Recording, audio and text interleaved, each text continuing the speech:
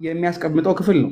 ከላይ ጀምሮ ስትመለከቱ ግን ስለ ሽባው ታሪኩን እንደሚያመጣለት እንዴት እንዳመጡት ማለት ነው። ታሪኩን የሚጨርሰው ከጸሐፍት ጋር ፈሪሳውያን ከነሱ ጋር መካከል ካደረገው ንግግር በኋላ ከ11 ጀምሮ ነው። አንተን እልሃለሁ ተነሳ፣ አልጋህን ተሸክመ ወደ ቤት ሂድ ካለ በኋላ ተነስቶም ወዲያው አልጋውን ተሸክሞ በሁሉ ፊት ወጣ። ስለዚህም ሰዎች ሁሉ ተገረሙና እንዲህ ያለ ከቶ አላየንም ብለው እግዚአብሔርን አከበሩ ብሎ ያስቀምጣል። ቁጥር 5 ድረስ እንዴት እንዳመጡት ይላል። ኢየሱስም እምነቱን አይቶ ሽባውን ወደ እሱ ያመጡትን ከዛ ስለ ኃጢአት መሰረት ካስቀመጠ በኋላ አንተም እልሃለሁ ተነሳ፣ አልጋህን ተሸክመ ወደ ቤት ተነስቶ ወዲያው ብሎ የታሪኩን ያስቀምጣል።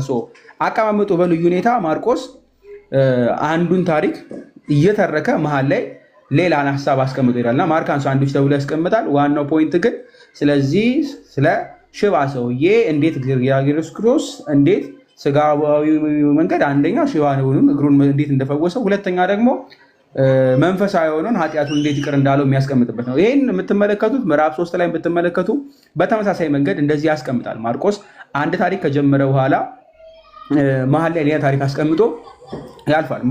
ምዕራፍ 3 ላይ ስትመለከቱ በተመሳሳይ መንገድ እንደዚሁ ስለ ሽባው ያመጣና በተለይ እጁን ሽባ ስለሆነው ታሪክ ቁጥር 1 እስከ 3 ካስቀመጠ በኋላ ቁጥር 4 ላይ እስከ 5 መሀል ላይ የሰንበትን ታሪክ ያመጣል ማለት ነው። ስለ ሰንበት ያላቸውን ክርክር ያስቀምጥና ቁጥር 5 እዛው ላይ እስከ 6 ደግሞ ሌላ ሁለት መጨረሻው ላይ ደግሞ ያሉትን ግማሹ ላይ ስለዚህ ሽባ ታሪክ ደግሞ ያመጣል ማለት ነው። አንድን ሀሳብ ጀምሮ የሀሳብ ስትረስ እንዲያደርግ በተለይ ደግሞ አንዳንዶች ወይም ደግሞ አይሁዳውያን በሰዓቱ የነበሩት እንደ ተራ ተአምር ወይም ደግሞ እንደው ስለ አንድ ሰው መፈወስ ብቻ እንዳይሆን መሀል ላይ እያጠየቀ ለምን እንደዛ እንደሚያደርግ ስለምን እንደሚያደርግ በምን ስልጣን እንደሚያደርግ መሀል ላይ ጠቆም እያደረገ ይሄዳል ማለት ነው። ቀጠል ስትሉም እዚህ ምዕራፍ 3 ላይ በተመሳሳይ መንገድ እንደዚህ ነው። ኢየሱስ ክርስቶስን ቤተሰቦች ያወራና መሀል ላይ ስለ ቤተሰቦች መሆኑን ማውራቱን ይተውና በሰዓቱ ስለነበሩት መሪዎች ያወራል ማለት ነው። እንዴት እንዳልተቀበሉት ማለት ነው። እንዴት እንዳልተቀበሉት ከዛም ግን ይቀጥልና ቁጥር 31 ላይ ምናምን ስትመለከቱ እንደዛው ስለ ቤተሰቦቹ ያለውን ታሪክ ይጀምራል ማለት ነው። እናትና ወንድሞቹ መጡ ብሎ ይቀጥላል። ማርቆስ በልማድ ነው አጻጻፉ ራሱ የማርቆስ ለየት ያለ አጻጻፍ ነው። አንድን ታሪክ ጀምሮ መሀል ላይ ያቋርጣሉ ስላችሁ በይደር ያቆየውና አንድ ታሪክ ከከተተባ በኋላ ወይም ደግሞ አንድ ሀሳብ ካስቀመጠ በኋላ ይጨርሰዋል ማለት ነው። ስለዚህ የማርቆስ ወንጌልን ስንመለከት በተለይ ከምዕራፍ 2 በኋላ እስከ ምዕራፍ አጠቃላይ ድረስ ምዕራፍ 15 16 ድረስ ስትመለከቱ አንድ ታሪክ ጀምሮ መሀል ላይ የሆነ ነገር ካስቀመጠ በኋላ ሌላ ታሪክ ከዛ በኋላ ነው የሚጨርሰው። ስለዚህ ከሌሎች ወንጌላት በልዩ ሁኔታ ማርቆስ አንድን ሀሳብ ከጀመረ በኋላ መሀል ላይ ሀሳብ ሌላ ከቶበት በሌላ ሀሳብ ይጨርሰዋል። ማርካን ሳንዱች ተብሎ የሚቀመጠው ማለት ነው። በልዩ ሁኔታ ማርካን ሳንዱች ወይ ደግሞ ማርቆስ አንድ ቦታ አጣቅም መክተት ማለት ነው። በዛ እንመለከተዋለን። ከኛ ሀሳብ ጋር አሁን ማርቆስ 2 ምዕራፍ 2ን ስንመለከት እያወራ ያለው ስለ ሽባው ሰውዬ ነው መፈወስ ማለት ነው። እና ይህን ሀሳብ የማቴዎስ ወንጌል ምዕራፍ 8 ከቁጥር 1 ጀምሮ እስከ 8 ታገኙታላችሁ። ሉቃስ ወንጌል ምዕራፍ 5 ከቁጥር 17 እስከ 26 ላይ ተመሳሳይ መንገድ አለ። ራሱን ሀሳቡን ነው የሚያስቀምጠው። እኛ ግን አንድ በአንድ እንመልከተው። እዚህ ከጥቂት ቀን በኋላ ወደ ቅፍርናሆም ደግሞ ገብቶ በቤት እንደሆነ ተሰማ ብሎ ያስቀምጣል። በቤት እንደሆነ ተሰማ። ጌታ ኢየሱስ ክርስቶስ ምዕራፍ 1 ላይ ከቁጥር መጨረሻው ላይ ስትመለከቱ ቁጥር 40 ጀምሮ ጌታ ኢየሱስ ክርስቶስ መግባቱን ያስቀምጣል አይደለ? እርሱም በዚያ ደግሞ ልሰብክ ወደ ሌላ ስፍራ በቅርብ ወዳሉ መንደሮች እንሂድ፣ ስለዚህ ወጥቻለሁ አላቸው። በምኩራብም እየሰበከ አጋንንትን እያወጣ ወደ ገሊላ ሁሉ ወጣ ይልና ያስቀምጣል፣ ወደታች ያስቀምጣል አይደለ? እርሱም ግን ሲወጣ ብዙ ሊሰብክና ነገሩን ሊያወራ ጀመረ ምናምን ብሎ ያስቀምጣል። ጌታ ኢየሱስ ክርስቶስ በቤት ውስጥ ካለ በኋላ ነው። ይሄ በቤት ውስጥ ካለ መሀል ላይ የሚያስቀምጠው ታሪክ ማርቆስ ቀደም ብሎ ሌላ አንድ ሀሳብ ስለሚያስገባ ነው። ጌታ ኢየሱስ ክርስቶስ ራቅ ብሎ ከሄደ በኋላ ነው። ራቅ ብሎ ምክንያቱም ስለሱ ስለዝናው በተሰማ ጊዜ ጌታ ኢየሱስ ክርስቶስ እንዲታወቅ አልፈለገምና ሸሸ፣ ወጣ ብሎ ስለሚያስቀምጥ ማለት ነው። አልፈለገም አልወደደምና ነው ብሎ የሚያስቀምጠው። ስለዚህ አሁንም ማርቆስ 2 ላይም ስትመለከቱ ጌታ ኢየሱስ ክርስቶስ በጥቂት ቀን በኋላ ወደ ቅፍርናሆም ደግሞ ገብቶ በቤት እንደሆነ ተሰማ። ሰዎች ነው የሰሙት። ስለ ማዳኑ ስለመፈወሱ ሰዎች ብዙዎች እየሰሙ መጡ። ሰዎች እየሰሙ ስለዚህ ቤቱ ተከበበ ማለት ነው። ቤቱ ተከቦ ብዙዎች ከበር ቆመው ይጠብቁ ነበረ። በደጅ ያለው ስፍራም እስኪጠባቸው ድረስ ብዙ ሰዎች ተሰበሰቡ ብሎ ነው የሚያስቀምጠው። እስኪጠባቸው ድረስ ይህንን ሀሳብ በተመሳሳይ ሀሳብ ደግሞ ያስቀምጥልናል። ማቴዎስ ምዕራፍ 9 ላይ ስትመለከቱ ራሱን እናገኘዋለን። የማቴዎስ ወንጌል ምዕራፍ 9 ቁጥር 1 ላይ ራሱን ስለሆነ የሚያብራራው ማለት ነው። ምን በማለት ያስቀምጥልናል መሰላችሁ? በታንኳም ገብቶ ተሻገረና እያለ ያብራራና የማቴዎስ ወንጌል ወደ ከተማው መጣ፣ እነሆም በአንገተኛ ሽባ ወደ እርሱ አመጡ። ኢየሱስም እምነቱን አይቶ ሽባውን አንተ ልጅ አይዞ ኃጢአት ይሰረይልህ ይችላል ብሎ ያስቀምጣል። ራቅ ብሎ በታንኳው ገብቶ ተሻገረ አይደል? ወደ ከተማው መጣ። ከተማው ልክ እንደመጣ ወደዛ ከተማ እንደመጣ ሰዎች ሁሉ ሰሙ።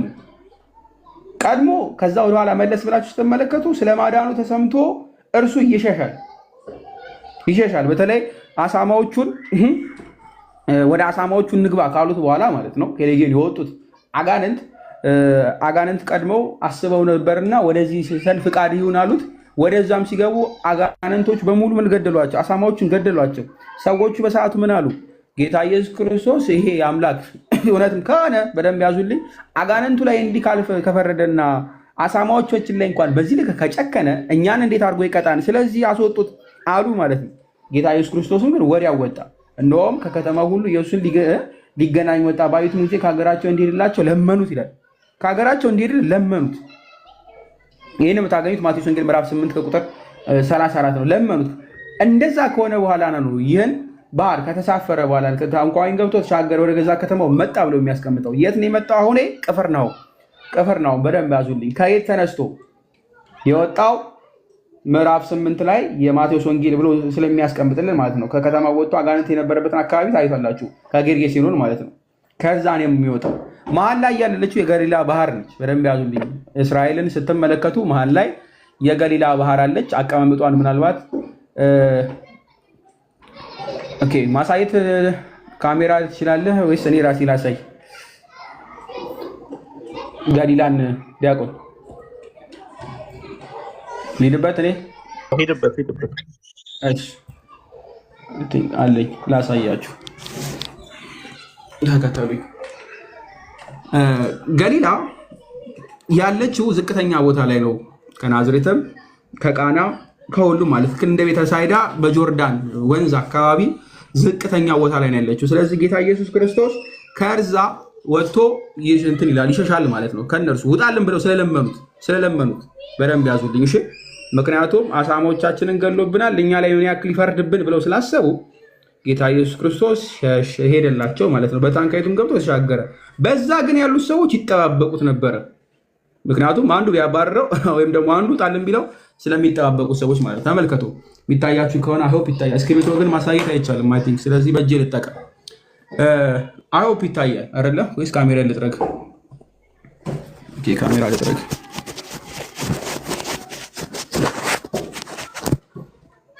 እሺ ይታያል። አይሆፕ ይታያል።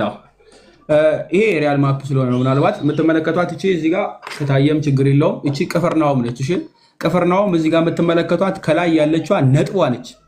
እቺ እዚህ ጋር ያለችው ማለት ነው ታያል። ባህሩ አጠገብ ነች። ከባህር አጠገብ ነው። ለዛም ነው ከላይ በታንኳም ገብቶ ተሻገረና ወደ ገዛ ከተማው መጣ ብሎ የማቴዎስ ወንጌል የሚያስቀምጥልን ምዕራፍ 9 ከቁጥር 1 ላይ በታንኳው ተሻግሮ ልክ እንደመጣ ከጥቂት ቀን በኋላ ወደ ቅፍርናሆም ገብቶ በቤት ውስጥ እንደሆነ ተሰማ ነው የሚለው አይደለ? ቅፍርናሆም የምትባለው ከተማ በደንብ ያዙልኝ ከባህር አጠገብ ነች። ከባህር አጠገብ ስለዚህ ስትመለከቷት አክቹዋሊ ይቺ ነች። በነገራችን ላይ ቅፍርናሆም ትናንትናም ባለፈው ሐሙስ ዕለትም አይተናል። ዲያቆን አሳይቶናል ብዬ አስባለሁ። በተለይ ይሄኛውን ሲያሳያችሁ ነበር በሰዓቱ የነበረው ይህ የአይሁዳውያን ምኩራብ አካባቢውን ስትመለከቱት እንደዚህ ነው። ይህ የውሃ ነው እንደምትመለከቱት የገሊላ ባህር ነው የምትመለከቱት ማለት ነው።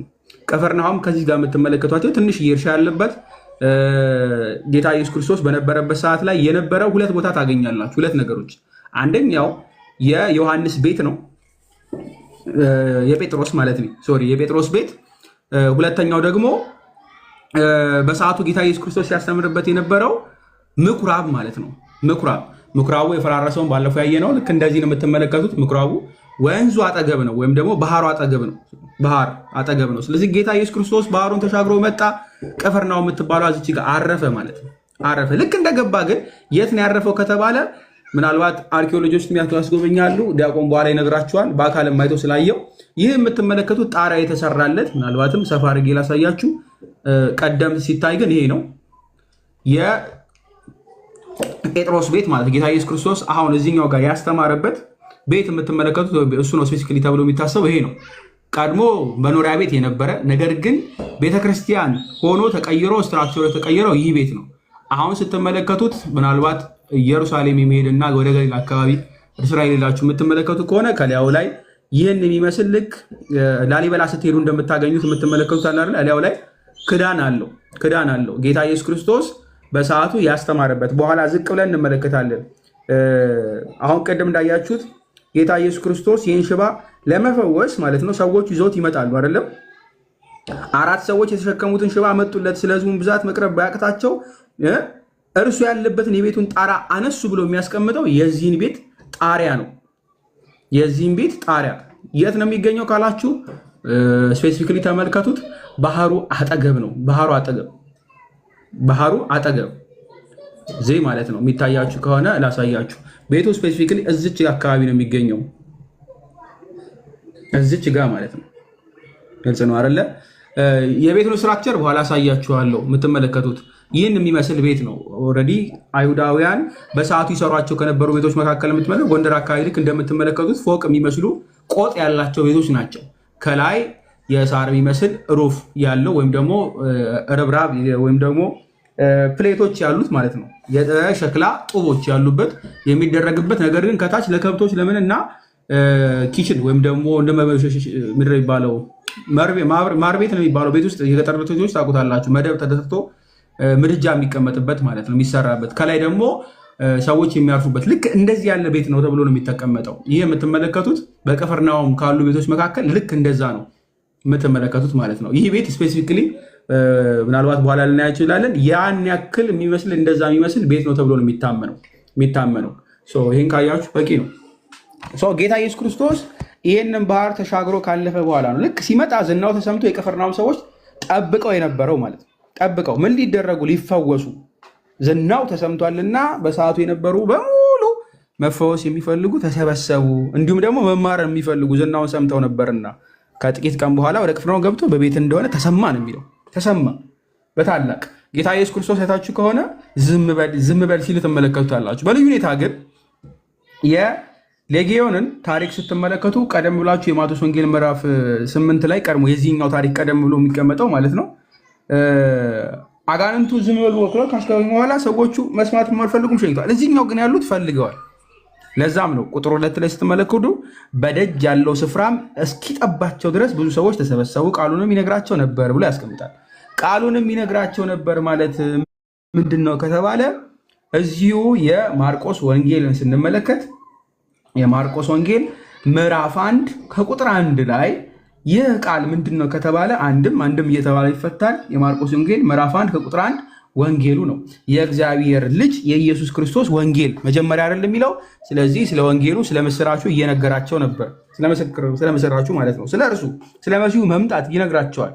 እንዲሁም ዝቅ ስትሉ ምዕራፍ 1 ከቁጥር 38 እና 29 ላይ ስንመለከት ያየነው ክፍል ነበረ። ምን የሚል አይተን ነበረ? እርሱም በዚያም ደግሞ ልሰብክ ወደ ሌላ ስፍራ በቅርብ ወዳሉ መንደሮች እሄድ ዘንድ ወጥቻለሁ አላቸው። በምኩራባቸውም እየሰበከ አጋንንትን እያወጣ ወደ ገሊላ ሁሉ ወጣ ወይም ደግሞ መጣ ተብሎ የተነገረው ልክ እንደዛ እያደረገ ነው። ማቴዎስ ወንጌል ምዕራፍ 3 ቁጥር 2 ላይም ስትመለከቱ ልክ እንደዛው ማለት ነው። የማቴዎስ ወንጌል ምዕራፍ 3 ቁጥር 2 ላይ እንዲህ ብሎ ነው የሚያስቀምጠው አይደለም?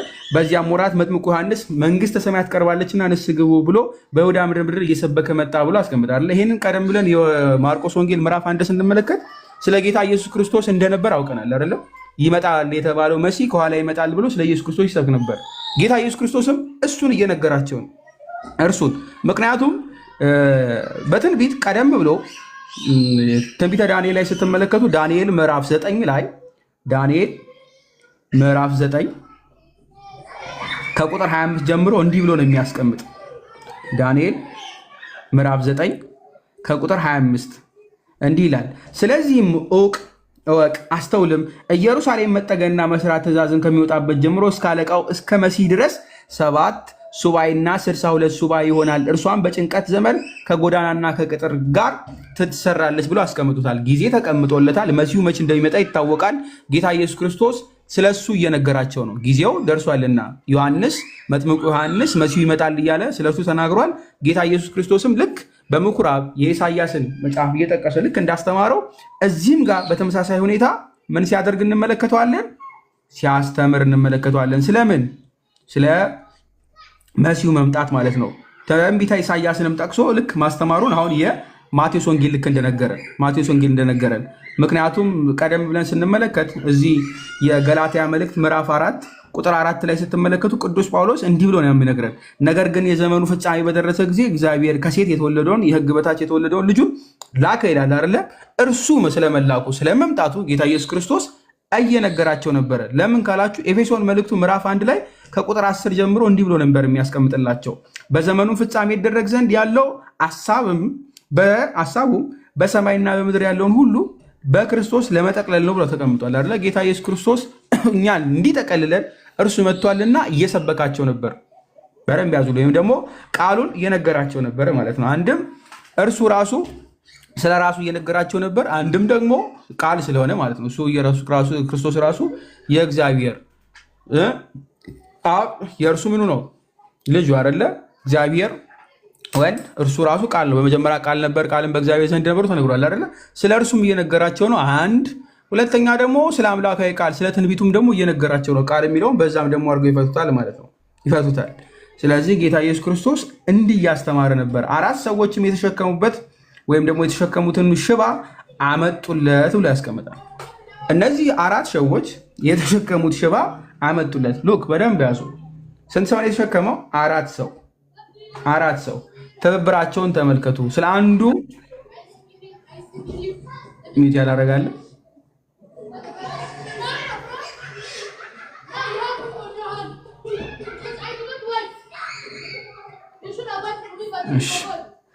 ቲንክ የደረበኝ ድምፅ ነበረ። ልቀጥል አይደለ? ይሰማል? እኔ ጋ ነው።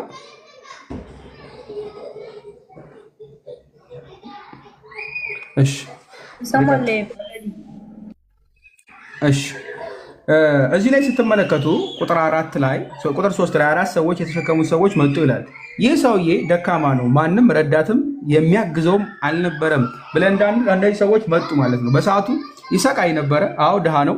ምክንያቱም ሌሎችን ክፍሎች ስንመለከት እሱን ነው የምንመለከተው። የዚህ የማርቆስ ወንጌል ምዕራፍ 2 ከቁጥር 3 ላይ ያለውን ሀሳብ በሌሎችም ስለምንደግፈው ማለት ነው። ምክንያቱም ገባ ብላችሁ ስትመለከቱ ሉቃስ ምዕራፍ 5 ላይ ይነግረናል። አንድ ሽባ በአልጋ ላይ ተሸክመው አመጡት፣ አግብተውም በፊቱ ሊያኖሩት ይሹ ነበር ብሎ ነው የሚያስቀምጠው። እነዚህ ሰዎች ምን ሊያደርጉት ይፈልጉ ነበር? ይሹ ነበር። ምን? በጌታ ኢየሱስ ክርስቶስ ፊት ለፊት ሊያመጡት ማለት ነው። እንዲፈወስላቸው ይፈልጉ ነበረ። ስለ ሕዝቡን ብዛት እንዴት አድርገው እንዲያስገቡት ሲያቅታቸው ነው የሚለው። ሲያቅታቸው ይታገሉ የነበሩ ናቸው፣ አቅቷቸዋል። 4 ሰዎች የተሸከሙ ሽባ አመጡለት ብሎ ነው የሚያስቀምጠው ማርቆስ። ብዙም እንትን አይለውም። ስለ ሕዝቡን ብዛት ወደ እርሱ መቅረብ ቢያቅታቸው እሱም ያለበትን የቤቱን ጣራ አነሱ፣ ነድለውም ሽባው የተኛበትን አልጋ አወረዱ ይላል። ምን ያክል እንደተጨናነቀ አስቡት። በዚህ ሁሉ ሰው ብዛት መካከል ይህንን ሰው አስገብቶ እግዚአብሔር ክርስቶስ እሱ ራሱ እንዲፈውሰው እነዚህ 4 ሰዎች ተባበሩ። ስለ አንዱ ብዙዎች ማለት ነው። ስለ አንዱ ብዙዎች ተባበሩ። ስለ አንዱ ጸሎት ይነግረናል አይደለም? ማነው? ያዕቆብ በመልእክቱ ላይ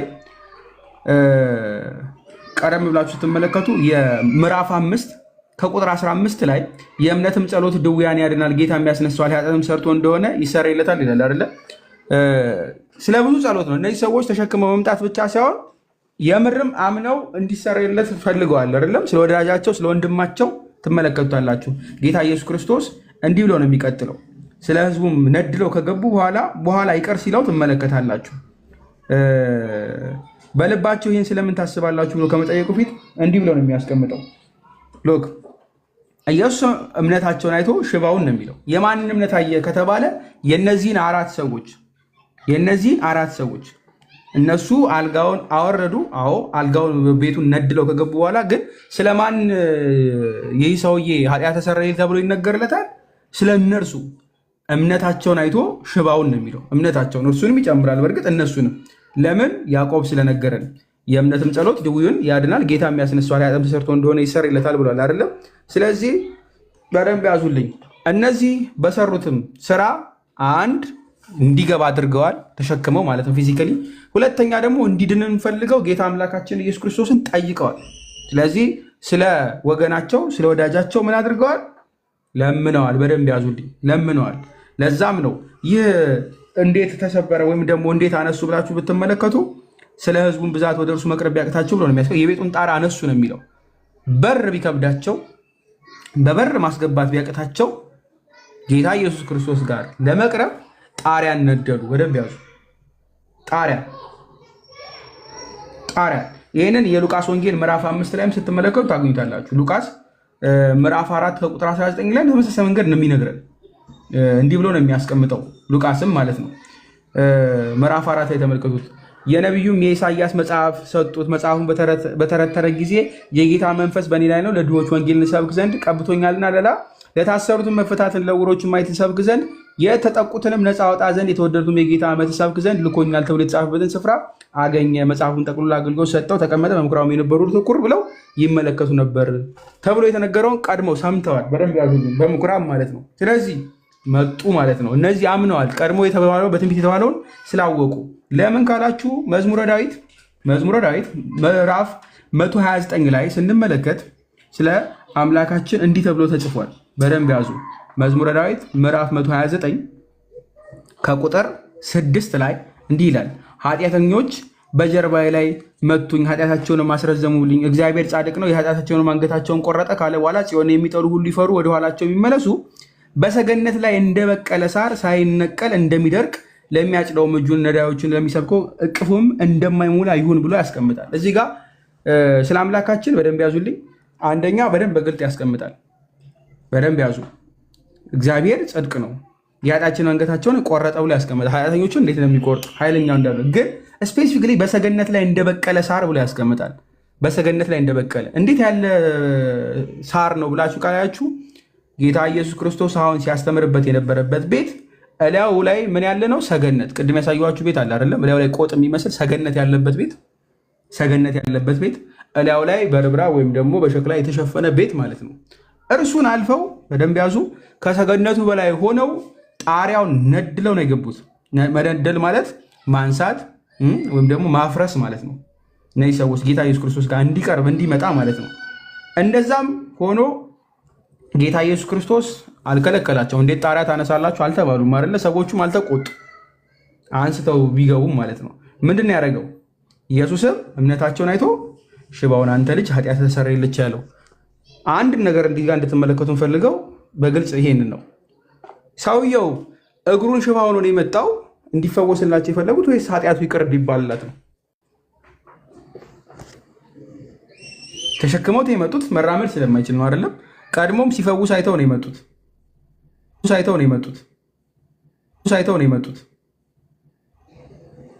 አይተው ነው የመጡት። እንዲፈውስላቸው ነበር የፈለጉት። የምን ፈውስ? የስጋውን ፈውስ ማለት ነው። እግሩ እንዲራመድ። ነገር ግን ጌታ አምላካችን ምን አደረገ? ኃጢአትህ ተሰረየልች ያለው። እዚህ ጋር ብዙ ነገር እንመለከታለን። ኃጢአትህ ተሰረየልችን እንደ ቀልድ የምንመለከተው አይደለም። እዚህ የማርቆስ ወንጌል እዚሁ ላይ ማለት ነው ምዕራፍ 10 ላይ ስትመለከቱ ምዕራፍ 10 ከቁጥር 52 ላይ እንዲህ ይላል። ከቁጥር 52 ላይ ኢየሱስም ሂድ እምነትህን አድኖሃል አለ። ወዲያውም አየ፣ በመንገዱም ተከተለው ይላል አይደለ? ይህ አንድ የተፈወሰ ነው። በደንብ ያዙልኝ። ስለ ኃጢአት ተሰረየልች ሳይሆን እምነትህ አድኖሃል አለ። ወዲያውም በመንገድ ተከተለው። አንድ ዳነ። ተመልከቱ። የማቴዎስ ወንጌል ላይ ምዕራፍ 8 ስትመለከቱ ልክ እንደዛው ከቁጥር 8 እስከ 10 ምዕራፍ እዚሁ 8 ላይ ከቁጥር 13 እንደዛው ምዕራፍ 9 ከቁጥር 22 ላይ እንደዛው ትመለከታላችሁ። ሁሉንም ይህ ጌታ ኢየሱስ ክርስቶስ ለምን አደረገ ብትሉ አምላክነቱን ሲገልጥለት ነው። ቀድሞ የሚፈወስ ከስጋ በፊት ምንድን ነው? መንፈሱን ኃጢአቱን ይቀር እያለው ማለት ነው። ይህን የምናገኘው ዘዳግም ምዕራፍ 28 ላይ ከቁጥር 15 ጀምሮ ያለውን ስትመለከቱ ነው። ረዘም ይላል። እስከ ምዕራፍ ቁጥር 46 ድረስ ይቀጥላል ሀሳቡን ስትመለከቱት። ነገር ግን ስፔሲፊክሊ ቁጥር 35 ላይ የዘዳግም ምዕራፍ 28 ስትመለከቱ ጌታ ኢየሱስ ክርስቶስ አሁን ምን እየሰራ እንደሆነ ይገባቸዋል። በሰዓቱ ለነበሩት ማለት ነው።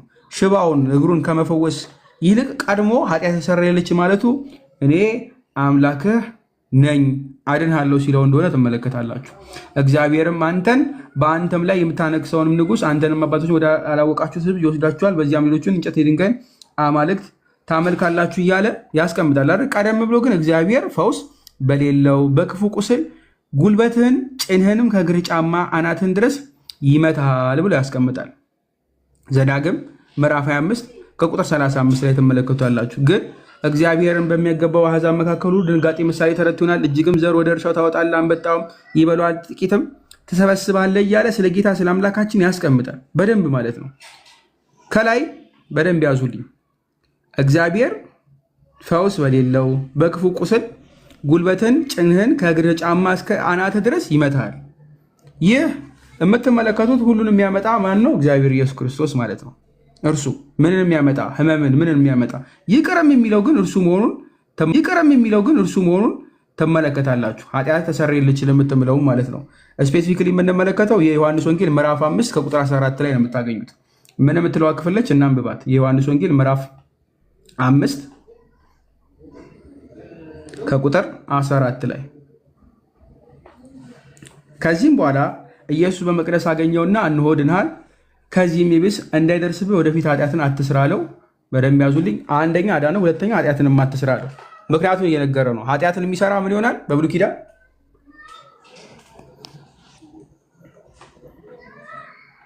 ፊዚካል የሆነ በሽታ የሚያጋጥመዋል።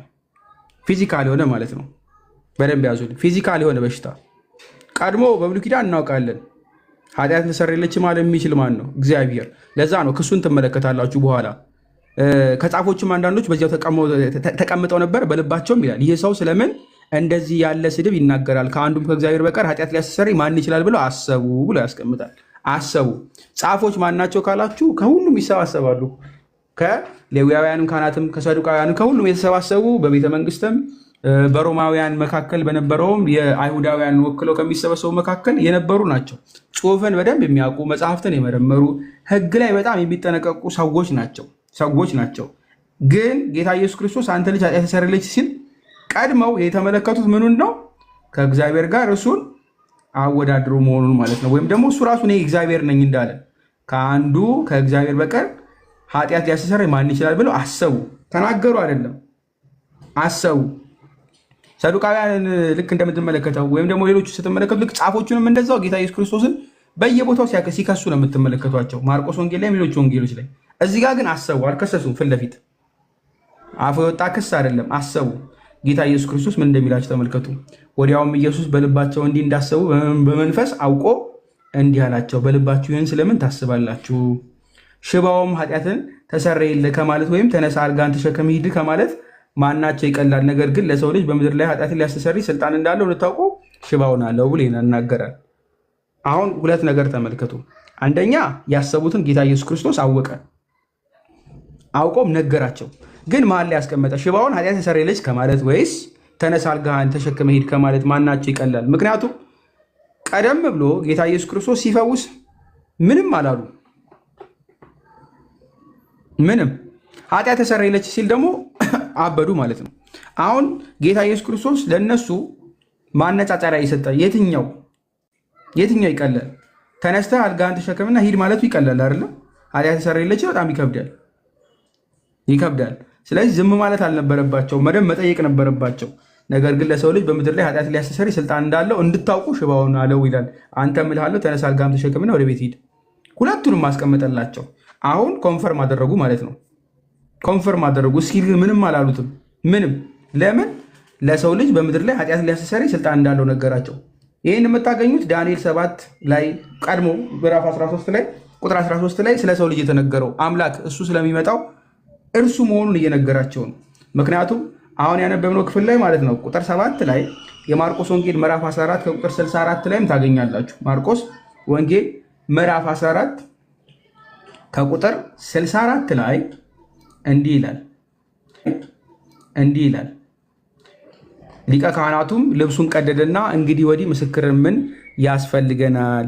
ስድቡን ሰማችሁ፣ ምን ይመስላችኋል አለ። እርሱም ሁሉ ሞት ይገባዋል ብሎ ፈረዱበት ብሎ ያስቀምጣል። ይህን የፈረዱበት ለምንድነው ከተባለ ከላይ እኔ ነኝ ስላለ ማለት ነው አይደለ? የሰው ልጅ የብሩክ ልጅ ክርስቶስ አንተ ነህ አለው። እኔ ነኝ የሰው ልጅም በኃይል ቀኝ ሲቀመጥ በሰማይም ደመና ሲመጣ ታያላችሁ አለው ጌታ ኢየሱስ ክርስቶስ። ዳንኤል 7 ነገረው ማለት ነው። ሲለው እሱ ራሱ ማን እያለ እንደሆነ አምላክ ራሱ እንዳደረገ አወቀ፣ ልብሱን ቀደደ። ልክ በተመሳሳይ መንገድ ነው እዚህ ጋር በደንብ ያዙ ጻፎች ምንድነው የሚሉት? ከአንዱ ከእግዚአብሔር በቀር ኃጢአት ሊያስተሰርይ ማን ይችላል? ወዲያው ልብሳቸውን መቅደድ ነበረባቸው፣ ነገር ግን አላደረጉትም። እንደውም ጭራሽ አሰቡ። ጌታ ኢየሱስ ክርስቶስ ግን ማሰባቸውን አይቶ ገለጠባቸው ማለት ነው። ገለጠባቸው። ትመለከታላችሁ የዮሐንስ ወንጌል ምዕራፍ 10 የዮሐንስ ወንጌል ምዕራፍ 10 ከቁጥር 36 ላይ ስትመለከቱ እንዲህ ይላል። ቁጥር 36 የእግዚአብሔር ልጅ ነኝ ስላልሁ እናንተ አብ የቀደሰውን ወደ ዓለምም የላከውን ትሳደባላችሁ ትላላችሁ። እኔ የአባቴን ስራ ባላደርግ አትመኑኝ፣ ባደርገው ግን እኔስ እንኳ ባታምኑ አብ በእኔ እንደሆነ እኔም በአብ እንደሆኑ ታውቁና ታስተውሉ ዘንድ ስራውን እመኑ ብሎ አስቀመጠ። ስራውን እመኑ። በደንብ ያዙልኝ። የእግዚአብሔር ልጅ ነኝ ስላልኩ ምንም እንትን አትሉም አይደለ? ተሳደቡ ትላላችሁ፣ ነገር ግን ስራውን ባደርግ ይላል። አሁን የአቡን ስራ የሰራው ማን ነው? እግዚአብሔር ወልድ አይደለ?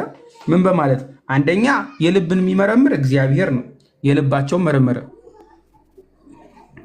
መረመረ ብለው አሰቡ ነው የተባለው። ጌታ ኢየሱስ ክርስቶስ ደግሞ በመንፈስ አውቆ ተባለ። አንድ ሁለተኛ በመንፈስ አውቆ ብቻ አይደለም ነገራቸው። ምን በማለት በልባችሁ ይህን ስለምን ታስባላችሁ? በልባችሁ ይህን ለምን ታስባላችሁ? ከዛም ይቀጥላል። ኃጢአት ተሰረየች ከማለት ወይንስ ተነስታ አልጋን ተሸከመች ከማለት ማናቸው ይቀላል? ጥያቄ ነው የጠየቃቸው። መጽሐፍን ስለሚያውቁ ስለሚመረምሩ ይህ ጥያቄ ለነሱ ግልጽ ነው። ምንድነው መልሳቸው ምን የነበረበት? አዎ አንተ እግዚአብሔር ነህ። ለዛም ጠቆማቸው። አብ ነህ እንዳይሉ እሱ ራሱን አብ እንዳደረገ እንዳይሉ ቁጥር 10 ላይ ነገራቸው። ለሰው ልጅ በምድር ላይ ኃጢአት ሊያስተሰርይ ስልጣን እንደተሰጠው እንዳለው እንድታውቁ ብሎ አስቀመጠ። ከአብ ለየው ራሱ ዳንኤል 7 ላይ ያለው፣ ዳንኤል 9 ላይ ያለው፣ ዳንኤል 10 ላይ ያለው ማለት ነው። እርሱ መሆኑን ነገራቸው፣ መሲሁ መሆኑን ነገራቸው። ግን ምንም ምስጢር አልነቁ። ከዛ ምን ይላል ተመልከቱ። የመዝሙረ ዳዊት ምዕራፍ 30ን ስንመለከት መዝሙረ ዳዊት ምዕራፍ 30 ጥያቄውን የጌታ ኢየሱስ ክርስቶስን ጥያቄ ተመልከቱ። መዝሙረ ዳዊት ምዕራፍ 30 ቁጥር 6 ላይ እንዲህ ነው የሚል አይደለ? ሎክ መዝሙረ ዳዊት ምዕራፍ 30 ቁጥር 6 እኔም በደስታዬ ለዘላለም አልታወክ አልሁ ካለ ቤቱ አቤቱ በፈቃድህ ሕይወትን ነው አይደለም። ቆይ እሺ። አቤቱ በፈቃድህ ለሕይወቴ ኃይልን ሰጠህ፣ ፊትንም መለስ። እኔም ደነገጥኩ፣ አቤቱ እንዴት ጠራ፣ ወደ አምላኬም ለመንኩ ብሎ የሚያስቀምጠው አይ ቲንክ የዚህኛው እሺ። እንደ ምዕራፍ 31 ይህን ከፈኩት። ምዕራፍ 31 ይህን ከፈኩት።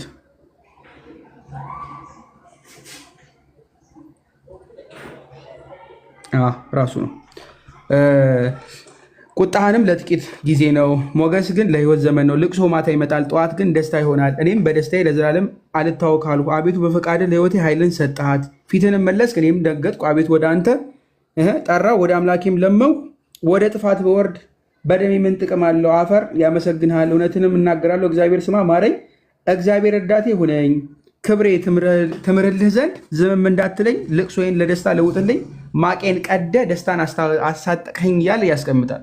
ስማኝ ማረኝም እያለ ማለት ነው። መዝሙረ ዳዊት ላይ የምትመለከቱት ዳዊት ነው እንደዚህ እያለ ያለው። ዳዊት ነው እንደዚህ እያለ ያለው። ማረኝ ይላል። ረዳቴም ሁነኝ፣ ሎክ ረዳቴም ሁነኝ ማረኝ እያለ ያለው ማለት ዳዊት። ልክ በተመሳሳይ መንገድ የሰውዬም እንደዛው ጌታ ኢየሱስ ክርስቶስ እንዲምረው መጥቷል። ጌታ ኢየሱስ ክርስቶስ ምን ይለዋል? አንተን እልሃለሁ ተነስ፣ አልጋን ተሸክመ ወደ ቤት ሂድ። ስለዚህ እዚህ ጋር ወዲያው ማወቅ ያለባቸው ማን ነው? መዝሙረ ዳዊት ላይ ዳዊት መዝሙረኛውን ልክ እንዳለው ጌታ ኢየሱስ ክርስቶስ እርሱ አምላክ ስለመሆኑ ማወቅ አለባቸው። ለምን? ቀደም ብሎ ኢሳያስም ነግሮናል። ኢሳያስ በመልእክቱ ምዕራፍ 43 ላይ ስትመለከቱ ምዕራፍ 43 ከቁጥር 25 ላይ እንዲህ ብለው ስለተናገረ ማለት ነው መተላለፍህን ስለ እኔ ስል የምደመስስ እኔ ነኝ፣ ኃጢአትንም አላስብም ብሎ ጌታ አምላካችን ቀድሞ ነግሮናል። አምላክ ቀድሞ ነግሮናል። ምን በማለት ኃጢአትህን ነግሮናል። ምን በማለት ኃጢአትህን አላስብም፣ ኃጢአትንም አላስብም። ምን በማለት ስለ እኔ ስል የምደመስስ እኔ ነኝ። ምን መተላለፍህን። ጌታ የአምላካችን ብቻ ነው ኃጢአትን የሚደመስስ ኃጢአትንም የማያስብ። ጌታ ኢየሱስ ክርስቶስ ግን ምን አለ? ሎክ በልባችን እንዳለና ኃጢአት ተሰረየለች ከማለት ወይስ አልጋን ተነስተ ኃጢአት ተሰረየለች አይደለ? ጌታ ኢየሱስ ክርስቶስ ቁጥር 5 ላይ ኃጢአት ተሰረየለች ሲል ወዲያው ማወቅ ያለባቸው ምንድን ነው? እርሱ አምላክ መሆኑ። እስቲል ግን አላስተዋሉ። ትንቢተ ሚልኪያስ ላይ ስትመለከቱ በተመሳሳይ መንገድ እንደዛው ነው የሚያስቀምጠው። ትንቢተ ሚልኪያስ ሚኪያስ ትንቢተ ሚኪያስ ምዕራፍ 7 ላይ ማለት ነው የመጨረሻው ክፍል ላይ ቁጥር 18 ላይ ስትመለከቱ እንዲህ ነው የሚለው፣ በደልን ይቅር የሚል የርስቱንም ቅሬታ አመፅ የሚያሳልፍ እንዳንተ ያለ አምላክ ማን ነው? ምሕረትን ይወድዳልና ቁጣውም ለዘላለም አይጠብቅም ብሎ ነው የሚያስቀምጥ። እንዳንተ ያለ አምላክ ማን ነው? ሌላ አምላክ ማንም የለም። ምን የሚል በደልን ይቅር የሚል ጌታ ኢየሱስ ክርስቶስ እዚህ ጋር ኃጢአት ተሰረለች ሲል ማን ነው? እንዳንተ ያለ አምላክ ማን ነው የተባለውን እርሱ እኔ ነኝ እያለ ነው ማለት ነው። እርሱ እኔ ነኝ እያለ ነው። እስቲል ገብቷቸዋል? አልገባቸው። ዘጸአት ምዕራፍ 34 ላይም ቀድሞ ብሉይ ነግሯቸዋል። ዘጸአት ምዕራፍ 34 ላይ ቁጥር 6 እና 7 ላይ እንዲህ ነው የሚለው። ቁጥር 6 እና 7 ላይ እግዚአብሔር በፊቱ አልፎ እግዚአብሔር መሐሪ ሞገስ ያለው ታጋሽም ባለብዙዎች ቸርነት እውነት ነው ይልና እስከ ሺህ ትውልድንም ቸርነት የሚጠብቅ አንበሳን መተላለፍ ኃጢአትንም ይቅር የሚል በደለኛውም ከቶ የሚያነጻ የአባቶችንም ኃጢአት በደል ልጆች እስከ 3 ትውልድ እስከ 4 ትውልድም በልጅ ልጆች የሚያመጣ አምላክ ነው ብሎ ሲላወጀ ብሎ ነው የሚያስቀምጥ። ስለዚህ ኃጢአትን ይቅር የሚል ቸርነትን እንደዛው ለትውልድ ሁሉ የሚሰጥ ማን ነው? እግዚአብሔር። ስለዚህ ሊትረዲ ማወቅ ያለባቸው አንተ ሰውነህ መሲን ምንድነው ተአምር የሰራ ነው ማለት የለባቸው። አምላክና አምላክ ብቻ ነው ኃጢአትን ይቅር የሚል አምላክና አምላክ። እስቲል ግን አልተገባ ወይም ደግሞ አልተረዱትም። ጥያቄ ነው ቁጥር 9 ላይ ያስቀመጠው። ቀድሞ ኃጢአት ተሰረየለች አለው፣ ነፍሱን አዳን አይደለ? ይቅር አለው፣ መንፈሳዊ የሆነ ድህነትን ሰጠው። መሀል ላይ የሚያስቀምጠው ስለምን እንደሚያደርገው ነገረን ከቁጥር 5 እስከ 10 ድረስ። እርሱ የሰው ልጅ መሆኑ። የሰው ልጅ ሲባል ግን ዝም ብሎ የሰው ልጅ ነው አይደለም፣ ታይትል ነው እየነገረ ያለው፣ ታይትል ነው እየተናገረ ያለው። እዚሁ ማርቆስ ቀድሞ ምዕራፍ 2 ላይ ማለት ነው። እዚሁ ይሄኛው ከመናገሩ በፊት ቁጥር 28 ላይ ዝቅ ብላችሁ ተመልከቱ። እርሱም ዳዊት ባስፈለገውና በተራው ጊዜ እርሱ አብረውት ከነበሩት ጋር ያደረገውን አብያተር ሊቀ ካህናት በነበረ ጊዜ ወደ እግዚአብሔር ቤት እንደገባ ካህናት በቀር መብላትን ያልተፈቀደ መስዋዕት እንጀራ ብሎ ይሄድና ቁጥር 28 ላይ እንዲሁም የሰው ልጅ ለሰንበት እንኳ ጌታዋ ነው አላቸው ይላል፣ ያስቀምጣል። ለሰንበት ጌታዋ የሆነ ማን ነው? እግዚአብሔር። ለሰንበት ጌታ ነኝ እያለ ነው የሚናገረው። ስለዚህ ኢንዳይሬክት በሆነ መንገድ አምላክ መሆኑ እየነገራቸው ነው። አምላክ ነኝ ብሎ አይደለም የተናገረ ያለው፣ ቃል በቃል ሳይሆን የሰንበት ጌታ ነኝ አይደል? የሰንበት ጌታ እሱ አምላክ እንደሆነ እናውቃለን። ኃጢአት ይቅር የሚል እሱ አምላክ እንደሆነ እናውቃለን። ኢንዳይሬክት እየነገራቸው ነው ማለት ነው። ኢንዳይሬክት በልባቸውም ይሄን ስለምን እንደሆነ አሰቡ ነው የሚል አይደለ? የዮሐንስ ወንጌልን ስትመለከቱ እኮ ዮሐንስ ምዕራፍ 2 ከቁጥር 25 ላይ ምን እንደዛው አለ። የዮሐንስ ወንጌል ማለት ነው ከቁጥር 25 ላይ እንዲህ ብሎ ነው የሚያስቀምጠው። ነገር ግን ኢየሱስ ሰዎች ሁሉ ያውቁ ነበር፣ ስለ ሰውም ማንም ሊመሰክር አያስፈልገውም ነበርና አይተማመናቸው ነበር፣ ራሱ በሰው ያለውን ያውቅ ነበርና ብሎ ጌታ ኢየሱስ ክርስቶስ ቀድሞ ተናግሯል። በምን ያለውን? በሰው ያለውን ያውቅ ነበር። በሰው ያለውን የሚያውቅ ማን ነው? እግዚአብሔር። በሰው ያለውን የሚያውቅ እግዚአብሔር ነው።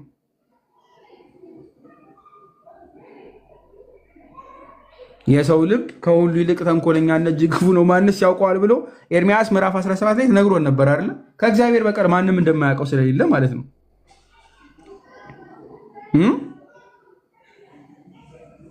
ለዛ ነው እኔ እግዚአብሔር ለሰው ሁሉ እንደ መንገዱ እንደ ስራውን ፍሬ ይሰጥ ዘንድ ልብን እመረምራለሁ ኩላሊትንም እፈትናለሁ ብሎ የተናገረለት እግዚአብሔር ነው።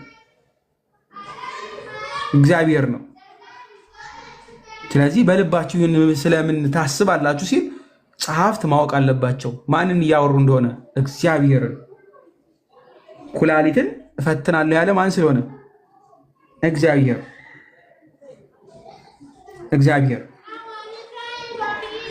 የማርቆስ ወንጌል ምዕራፍ 13 እዚሁ ላይ ስንመለከት ምዕራፍ 13 ከቁጥር 24 ላይም ከዚህ ትመለከታላችሁ እስከ ቁጥር 27 ላይ ማለት ነው። ከቁጥር 24 ጀምሮ በዚያም ወራት ግን ከዚህ ወራት በኋላ ፀሐይ ይጨልማል፣ ጨረቃም ብርሃኗም አትሰጥም፣ ከዋክብትም ከሰማይ ይወድቃሉ፣ የሰማያትም ኃይላት ይናወጣሉ። በዚያም ጊዜ የሰው ልጅ በብዙ ኃይልና ክብር በደመና ሊመጣ እያዩታል። በዚያን ጊዜ መላእክት ይልካል፣ ከአራት ነፋሳት ከምድር ዳርቻ እስከ ሰማይ ዳርቻ የተመረጡትን ይሰበስባቸዋል። ምሳሌውም ከበለስ ተማሩ፣ ጫፏ ሲለሰልስ ቅጠሏም ሲያቆጠቁጥ ያን ጊዜ በጋ እንደቀረበ ታውቃላችሁ እያለ ጌታ አምላካችን ያስቀምጥላቸዋል። ይህ ማን ነው? የሰው ልጅ የተባለ ከመላእክት ጋር በደንብ ያዙልኝ።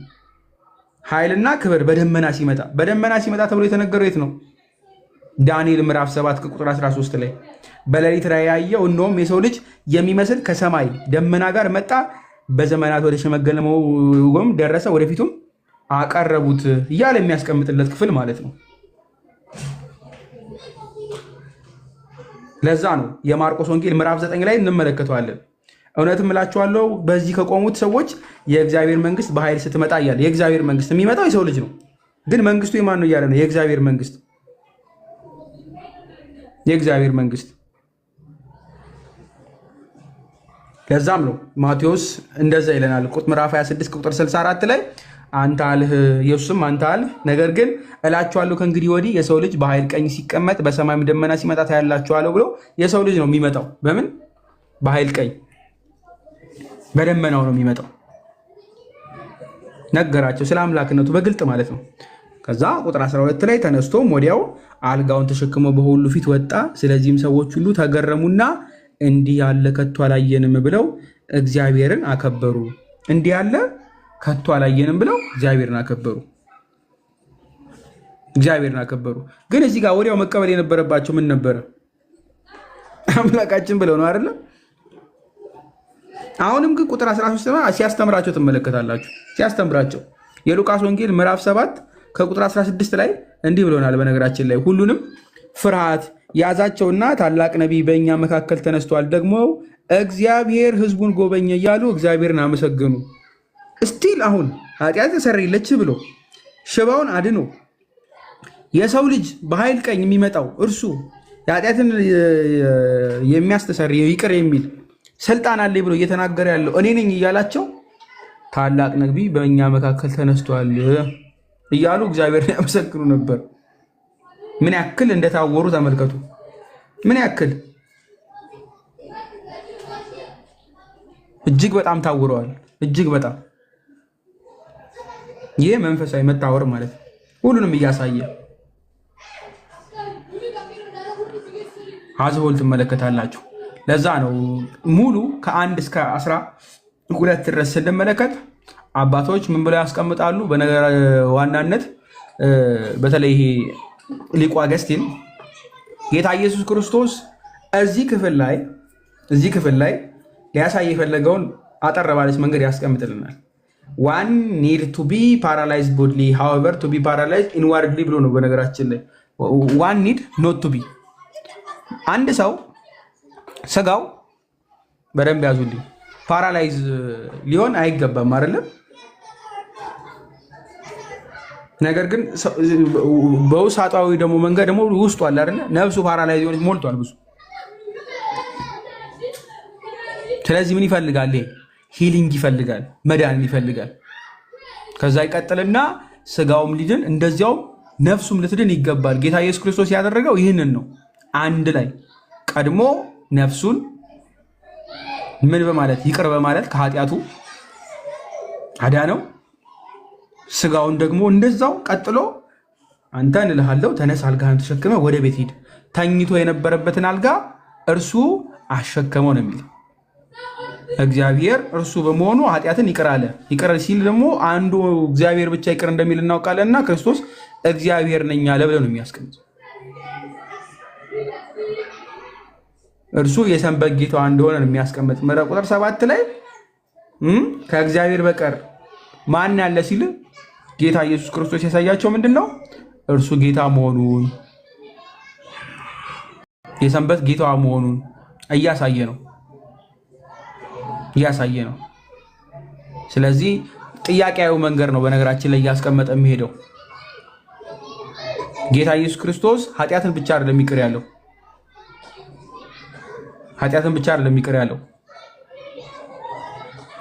ይህ ኃጢአትን የመቅር ማለት ስልጣን ለእግዚአብሔርና ለእግዚአብሔር ብቻ እንደሚገባም ደግሞ ነገራቸው። ምን በመጨመር የልባቸውን በመመርመር ነው ብለው የሚያስቀምጥልን ቅዱስ ዮሐንስ አፈወርቅ። Jesus not only forgave sins but showed that he had also another power that belongs to God alone, the power to disclose the secret of the heart ብሎ ነው የሚያስቀምጥ። የልብን የሚመረምር እግዚአብሔር መሆኑን ኃጢአትን ይቅር ብቻ በማለት አይደለም ጌታ ኢየሱስ ክርስቶስ አምላክነቱን የሚገልጥላቸው፣ የልብን የሚመረምር በመሆኑ ገለጠላቸው ብሎ ያስቀምጣል። ገለጠላቸው። ስለዚህ እርሱ ጠቢበኛ፣ እርሱ አምላክ፣ እርሱ በኃይልና በግርማ የመጣ አምላክ ስለመሆኑ ቀድሞ ከስጋዊ ይልቅ ነፍስን የሚያድን መሆኑን አሳየ ይቅር በማለት ከዛም ደግሞ ስጋውንም እንደዛው ፈወሰ ማለት ነው። ፈወሰ። ስለዚህ የስጋ ብቻ ሳይሆን የምንም የነፍስ ጌታ መሆኑን አሳየን። ቅዱስ ማርቆስ ለሮማውያን እያሳየ ነው። ማንን? የክርስቶስን አምላክነት እየመሰከረ ነው። ሁለት ነገር ነው የሚያሳያቸው፣ እግዚአብሔር መሆኑን ብቻ ሳይሆን ስፔሲፊካሊ እነርሱ በሚገባቸው መንገድ የስጋ የነፍስም ጌታ መሆኑን እዛው ለነበሩ አይሁዳውያንም ለሮማውያንም እየገለጠላቸው ነው። የስጋ የነፍስ። ከቁጥር 13 በኋላ ያለውን ደግሞ ዲያቆን ይሄዱበታል። ሰዓት አሳለፍኩ፣ በጣም ይቅርታ። አይ ቲንክ አሳለፍኩ 7 ደቂቃ 5 ደቂቃ ቅድም ሼር አድርጉ ስንል ቆይተናል። ኢትስ ኦኬ፣ ችግር የለም። እንቀጥላለን። ቃል ያሰማልን። ወላዲ እግዚአብሔር አምላክ ከዚህ በላይ የምታገለግልበትን ጸጋውን አብዝቶ ይስጥ። እግዚአብሔር ይባርክ። እንግዲህ በክፍል 1 ጳላዲ የማርቆስ ወንጌልን ምዕራፍ 2 ከቁጥር 1 እስከ 12 ያለውን ሐሳብ አብራርቶልናል። እዛ ላይ ብዙ ምንም የምንጨምረው ነገር የለም። ያው ምናልባት የአንደኛ ቆሮንቶስ ምዕራፍ 15 ቁጥር 33 ላይ ያለውን የሐዋርያው ቅዱስ ጳውሎስን ቃል አንስቼ ብጀምር ደስ ይለኛል። አንደኛ ቆሮንቶስ ቅዱስ ጳውሎስ በአንደኛ ቆሮንቶስ መልእክቱ ምዕራፍ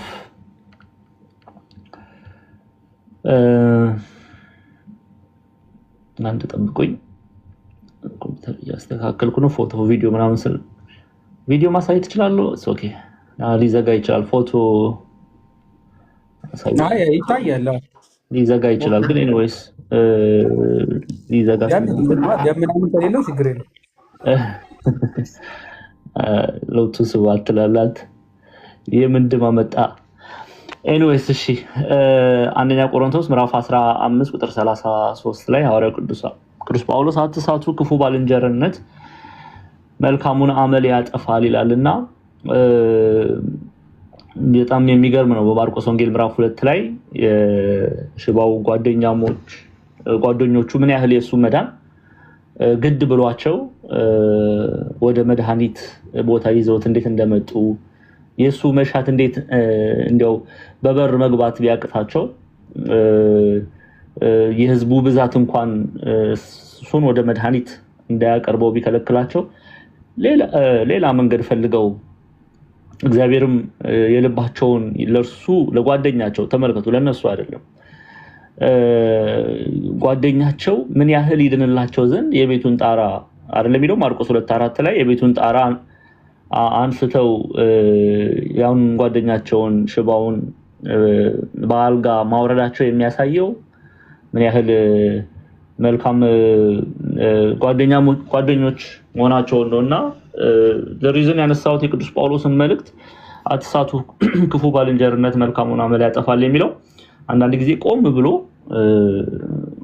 የጓደኛ አድርገን የቀረብናቸው ሰዎች ወዴት ነው የሚመሩን፣ ወዴት ነው የሚወስዱን፣ ማንን እንድናይ ነው የሚረዱን የሚለውን ነጥብ መመልከት ያስፈልጋል።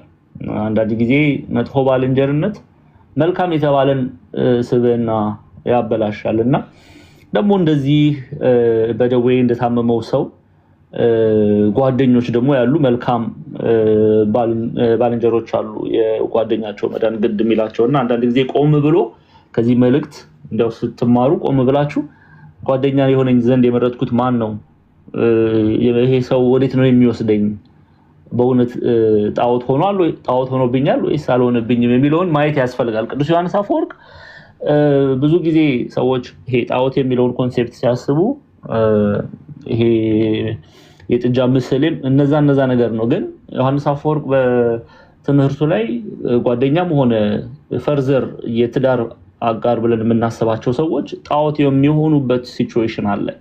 እግዚአብሔርን እንዳንመለከት የሚያደርጉን ከሆነ ባልም ሆነ ሴት ሚስት ጣዖት ይሆናሉና ማንኛውም ነገር ጓደኛም ሊሆን ይችላል። ማንኛውም ነገር ክርስቶስ ኢየሱስን መድኃኒት ተብሎ የተጠራውን ሕይወት ተብሎ የተጠራውን አምላክ ተብሎ የተጠራውን እርሱን የማያሳዩ ከሆነ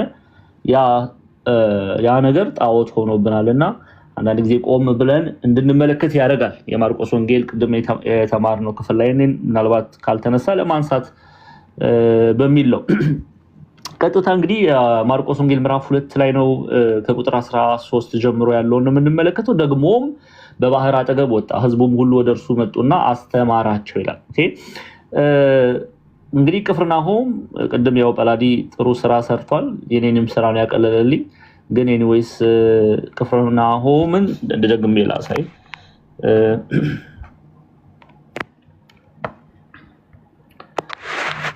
ቅፍርናሆም እቺ ናት። እነዚህ የፈራረሱት ምኩራቦች ናቸው። የአሁኗ ፕሬዘንት ዴይ ቅፍርናሆም ነው እያሳየኋቸው ያለሁት። አርኪኦሎጂስቶች እንዲህ ባለ ሁኔታ ቆፍረው ጥንታዊቷን ቅፍርናሆም አውጥተዋታል።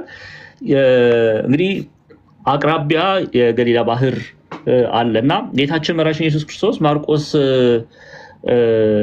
ምዕራፍ 2 ላይ ወደ ባህር አጠገብ ወጣ ሲል ብዙ ርቀት አይደለም የሚሄደው።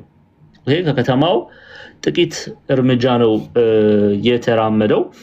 ወጥቶ ቀጥታ ደግሞም በባህር አጠገብ ወጣ፣ ህዝቡም ሁሉ ወደ እርሱ መጡና አስተማራቸው ይላል። ስለ ሁለት ነገር ወጣ ይላሉ አበው። አንደኛ ለዚህ በደዌ ይሰቃይ ለነበረው ለሽባው አልጋህን ተሸክመ ሂድ ካለው በኋላ ቁጥር 10 ላይ ስትመጡ ነገር ግን ለሰው ልጅ በምድር ላይ ኃጢአትን ሊያስተሰርይ ስልጣን እንዳለው እንድታውቁ ሽባውን አንተ እልሃለሁ ተነሳ፣ አልጋህን ተሸክመ ወደ ቤትህ ሂድ አለው። ተነስቶም ወዲያው አልጋውን ተሸክሞ በሁሉ ፊት ወጣ። ስለዚህ ሰዎች ተገረሙ፣ እንዲህ ያለ ከቶ አላየንም ብለው እግዚአብሔርን አከበሩ ይላል እና ይሄ የተደረገው ታምር ድንቅ የሆነ ታምር ነው የተደረገው። ሽባው በጓደኞቹ ተሸክሞት የመጡት በተኛበት አልጋ ላይ ከቤቱ ጣራ የወረደው ሽባ ተነስተ አልጋህን ተሸክመ ሂድ፣ አንድም ኃጢአት ተሰረየችልህ በማለት ጌታችን መድኃኒታችን ኢየሱስ ክርስቶስ እርሱ ኃጢአትን የሚያስተሰርይ እሱ ለሰው ልጆች በእይታ ይሄ ከባድ ነው፣ ይሄ እንዴት ሊሆን ይችላል ተብሎ ሊገመቱ የሚችሉ ነገሮች በእርሱ ዘንድ ግን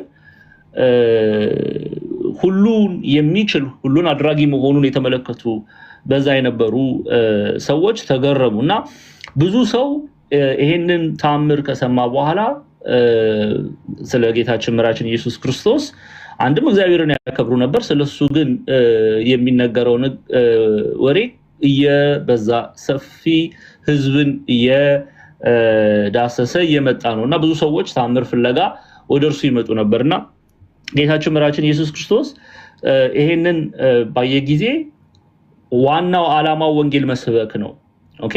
ሰው ልጅ በክርስቶስ ልቡ በወንጌል ላይ ሊተከል ግድ ይለዋል። ወንጌልን ሊሰብክ ነው ጌታችን መድኃኒታችን ኢየሱስ ክርስቶስ የመጣውና ከዓላማው ወይም ወንጌልን ከመስበክ የእግዚአብሔርን መንግስት ከመስበክ ወንጌልን ከመናገር ከዚህ ዓላማ ሰዎች እንዳይሄዱ ከከተማው ህዝብ ካለው ከጫጫታው ራቅ አለ። አንድም ውዳሴን መሸሹ ነው ይላሉ። ለምሳሌ እንደ ግብፃውያን መተርጉማንን ብንመለከት ይሄንን ያደረገበት አንዱ ምክንያት ይሄ ሰውን ጭብጨባ ውዳሴን መሸሽ ነው። ቅዱስ ኤፍሬም ሶሪያዊ አንተ ውዳሴን በነገራችን ላይ እዚህ ጋር አንድ ነገር መናገር የምፈልገው ቅዱሳን ድንቅ ስራ ይከተላቸዋል እንጂ እነሱ ድንቅ ስራን እየተከተሉ አይደለም ሄዱት፣ ወይም ደግሞ ግሎሪፊኬሽን ፈልገው አይደለም። የሰውን ጩኸት ሰው እንዲያጨበጭብላቸው አይደለም ድንቅ የሚያደርጉት። በነገራችን ላይ ቅዱሳን በሄዱበት ሁሉ መልካም የሆነው ነገር ይከተላቸዋል፣ ድንቅ ነገር ይከተላቸዋል። ሐዋርያትን ስትመለከቱ ይሄ መልካም ነገር እየተከተላቸው ነው በየገቡበት ከተማ ድንቅን እያደረጉ ይሄድ ነበረውና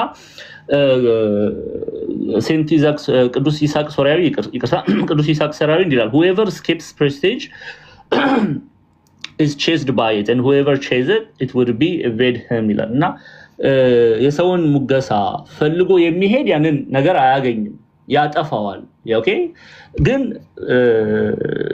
ይሄንን ሙገሳን ጭብጨባን የሚሸሽ ይሄ የሰው ድንቅ የማድረግ ታምራት ያንን ሰው የሚሸሸውን ሰው ይከተሉታል ድንቅ ስራው ይከተለዋል ያለ ሴንት ኢዛክ ሲሪያን ወይም ቅዱስ ይስሐቅ ሶሪያዊ ይናገራል ግጻያን መተርጉማንም ይሄንን ሐሳብ ይቀበላሉና ጌታችን ማርቆስ ወንጌል ምዕራፍ 1 ቁጥር 13 ላይ ደግሞ በባህር አጠገብ ወጣ የተባለው አንደኛው ምክንያት ለምን ወጣ የሚለው ከዚህ አውድ ነው የምንመለከተው ሁለተኛ ደግሞ ሊያስተምራቸው ኦኬ እንደዚህ አይነት ልማድ አለው እንደዚህ ወደ ባህር ቦታ በመሄድ ጸጥ ወዳለ ቦታ በመሄድ የእግዚአብሔር ከጫጫታው ይሄ ህዝብ በዛ ቁጥር ከሚመጣው ድምጽ በመራቅ ወንጌልን ለማስተማር ቃል እግዚአብሔርን ለማስተማር ጸጥ ወዳለ ቦታ ይዟቸው ይሄዳል ለምሳሌ የዛው የማርቆስ ወንጌል ምዕራፍ 4 ላይ ስትመጡ ይሄንን ሐሳብ ታገኛላችሁ ሊያስተምራቸው ቃል እግዚአብሔርን ሊያስተምራቸው ምዕራፍ 4 ቁጥር 1 ላይ ለምትጽፉ ሰዎች ማርቆስ ምዕራፍ 4 ቁጥር 1 ላይ እንዲላል ደግሞም በባህር ዳር ሊያስተምር ጀመረ እጅግ ብዙ ሰዎችም ወደርሱ ስለተሰበሰቡ እርሱ በታንኳው ገብቶ በባህር ላይ ተቀመጠ ህዝቡ ሁሉ በባህር ዳር በመድር ላይ ነበሩ በመሳሌ ብዙ ያስተምራቸው ነበር በትምህርቱም አላቸው ስሙ ይላልና በባህር ዳር እየሄደ ቦታው ጸጥ ያለ ስለሆነ ያስተምራቸው እንደነበረ ይሄንን ሁለት ሐሳብ እንመለከታለን እሺ ወደ እዛው ቁጥር 14 ላይ ደግሞም እሺ ስለዚህ እዛው ላይ ህዝቡም ሁሉ ወደርሱ መጡና አስተማራቸው ይላል ቁጥር 14 ላይ ሲያልፍም በመቅረጫው ተቀምጦ የነበረ የእልፌዎስ ልጅ ሌዊን አየና ተከተለኝ አለው ተነስቶም ተከተለው ይላል እንግዲህ ሌዊ ማቴዎስ ነው ኦኬ ሌላኛው ስሙ ሌዊ ተብሎ ይጠራል ከምን አኳያ ይሄ ተባለ የሚለውን እንመለከታለን እሺ እንግዲህ ከዛ በፊት የማቴዎስ ወንጌል ምዕራፍ 10ን እናያለን ማቴዎስ ወንጌል ምዕራፍ 10 ላይ ስትመጡ 12ቱን ሐዋርያት በስም ዝርዝር ማቴዎስ ወንጌል ምዕራፍ 10 ቁጥር 1 ላይ ማለት ነው እናገኛቸዋለን ማቴዎስ ወንጌል ምዕራፍ 10 ከቁጥር 1 12ቱም ደቀ መዛሙርት ወደ እርሱ ጠርቶ እንዲያወጣቸው በርኩሳን መናፍስት ላይ ደዌን ሕማምን ሁሉ እንዲፈውሱ ስልጣን ሰጣቸው የ12ቱም ሐዋርያት ስም ይሄ ነው መጀመሪያ ጴጥሮስ የተባለው ስምዖን ከዛስ የጴጥሮስ ወንድሙ ተብሎ የተጠራው እንድሪያስም የዘብዴዎስ ልጅ ያዕቆብ ወንድሙም ዮሐንስም ፊልጶስም በርተሎሜዎስም ከዛ በኋላ ቶማስም ካለ በኋላ ቀራጩ ማቴዎስም ይላል ይሄ ቁጥሩ ከ12ቱ ሐዋርያት ነው የሚመደበው ማቴዎስ ከዛ ይቀጥልና የእልፌዎስ ልጅ ያዕቆብም ታዲዮስም የተባለው ልብድዮስ ቀነናዊው ስምዖን ደግሞ ማሳልፎ የሰጠው ያስቆሮቱ ይሁዳ ቀራጩ ማቴዎስም ያለው ቀራጩ ማቴዎስም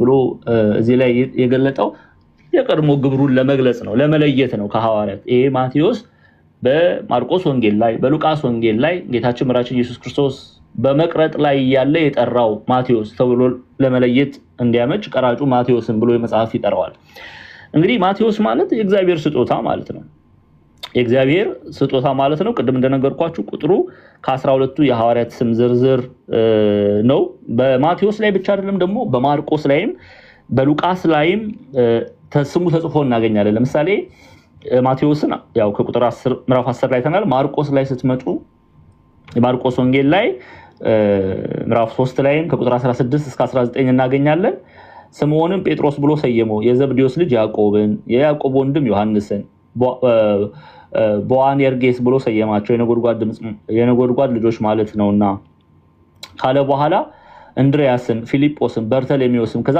ማቴዎስንም ቶማስንም የእልፌዎስ ልጅ ያዕቆብንም ታዲዮስንም ቀነናዊው ስምዖንንም አሳልፎ የሰጠው ያስቆሮቱን ይሁዳን ይላል እንግዲህ 12ቱን ሐዋርያት ሲነግረን ማቴዎስ ላይ ያለው ምዕራፍ 10 ላይ ነው ያለው ማርቆስ ምዕራፍ 3 ላይ ድውዮችንም ሊፈውሱ አጋንንትንም ሊያወጡ ስልጣን ይሆንላቸው ዘንድ 12 አደረገ ይላል። 12 አደረገ ማለት 12ቱን ሐዋርያት መረጠ። ከዛ ማርቆስ ስማቸውን ይዘርዝራል። ስምዖን ጴጥሮስ ብሎ ሰየመው፣ የዘብዴዎስ ልጅ ያዕቆብ፣ ያዕቆብንም ወንድሙ ዮሐንስን፣ ኦኬ ቦአኔርጌስ ብሎ ሰየማቸው፣ የነጎድጓድ ልጆች ማለት ነው። እንድሪያስ፣ ፊልጶስ፣ በርተሎሜዎስም፣ ማቴዎስንም፣ ቶማስንም፣ የልፌዎስ ልጅ ያዕቆብንም፣ ታዲዮስንም፣ ቀነናዊ ስምዖንም አሳልፎ የሰጠው የአስቆሮቱ ይሁዳ ይላል። ይሁዳ በኋላ ላይ በማን ተተክቷል? በማቲያስ ተተክቷል። ይህንን ሐዋርያት ሥራ ምዕራፍ 1 ላይ ታገኙታላችሁ።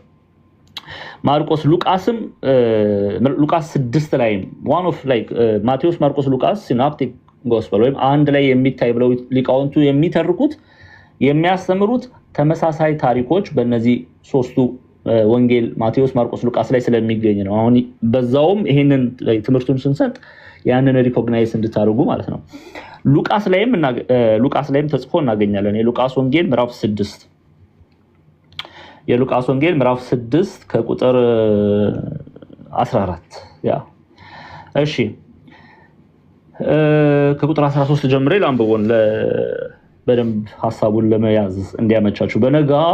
በነጋም ጊዜ ደቀ መዛሙርቱን ጠራ፣ እነርሱም 12 መረጠ፣ ደግሞም ሐዋርያት ብሎ ሰየማቸው።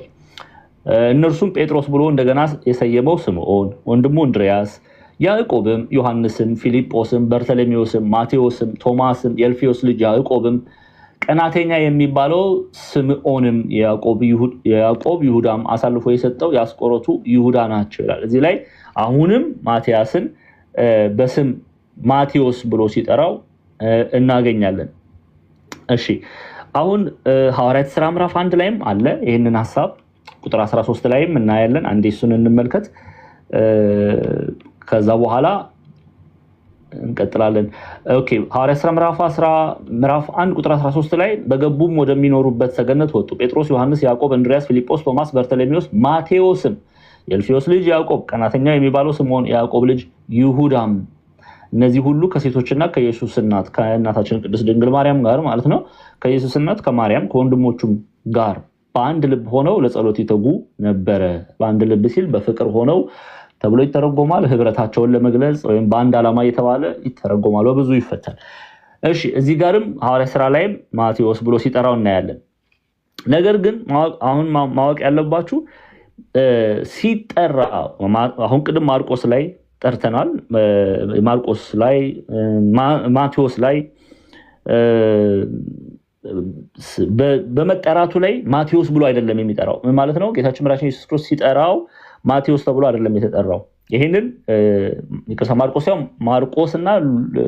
ማርቆስ ላይና ሉቃስ ላይ ማቴዎስ ወንጌል ሳይሆን ማርቆስ እና ሉቃስ ላይ ማቴዎስ ብሎ አይደለም የሚጠራው። ማን ብሎ ነው ሲጠራ ነው ያልኳችሁ። ኦኬ ሲጠራ ማርቆስ እና ሉቃስ ምን ብሎ ነው የጠሩት? ሌዊ። ኦኬ ሌዊ ተብሎ ነው የተጠራው። ይሄንን ማቴዎስ 9:9 ላይ እናገኛለን። የማቴዎስ ወንጌል ምዕራፍ 9:9 አብረን እናነባዋለን። ኢየሱስ ከዚህ አልፎ በመቅረጫው ተቀምጦ የነበረ ማቴዎስ የሚባል አንድ ሰው አየና ተከተለኝ አለው። ተነስቶም ተከትሏል። ይሄንን የማቴዎስ ወንጌል ላይ ማቴዎስ ብሎ ይጠራዋል። ማቴዎስ ወንጌል ምዕራፍ 9 ላይ። አሁን ማርቆስ እና ሉቃስን ደግሞ እንመልከት። የማርቆስ ወንጌል ላይ ደግሞ ስትመጡ ማርቆስ ምዕራፍ 2 ላይ ስትመጡ ማን ብሎ ነው የጠራው? ይኸው ቁጥር 14 ላይ ማለት ነው። ሲያልፍም በመቅረጫው ተቀምጦ የነበረው የልፌዎስ ልጅ ሌዊን አየና ተከተለኝ አለው። ተነስቶም ተከተለው። ሌዊ የተባለ ማቴዎስ ነው። ሉቃስ ላይም በዚህ አጠራር ነው የሚጠራው። የሉቃስ ወንጌል ላይም ሲጠራ በዚህ አጠራር ሲጠራው እናያለን። ሉቃስ 5:27 የሉቃስ ወንጌል ምዕራፍ 5 ቁጥር 27 ላይ እንሂድ። እሺ ከዚህም በኋላ ወጥቶ ሌዊ የሚባል ቀራጭ በመቅረጫው ተቀምጦ ተመለከተና ተከተለኝ አለው ይላል። ስለዚህ ማርቆስም ሉቃስም ታሪኩን ሲተርኩ ሌዊ ብለው ይጠሩታል። የመጠራቱን ታሪክ ሲተርኩ ሌዊ እያሉ ይጠሩታል። ይሄ ማቴዎስ እና ሌዊ የሁለቱም የአንዱ ሐዋርያ ስም ነው።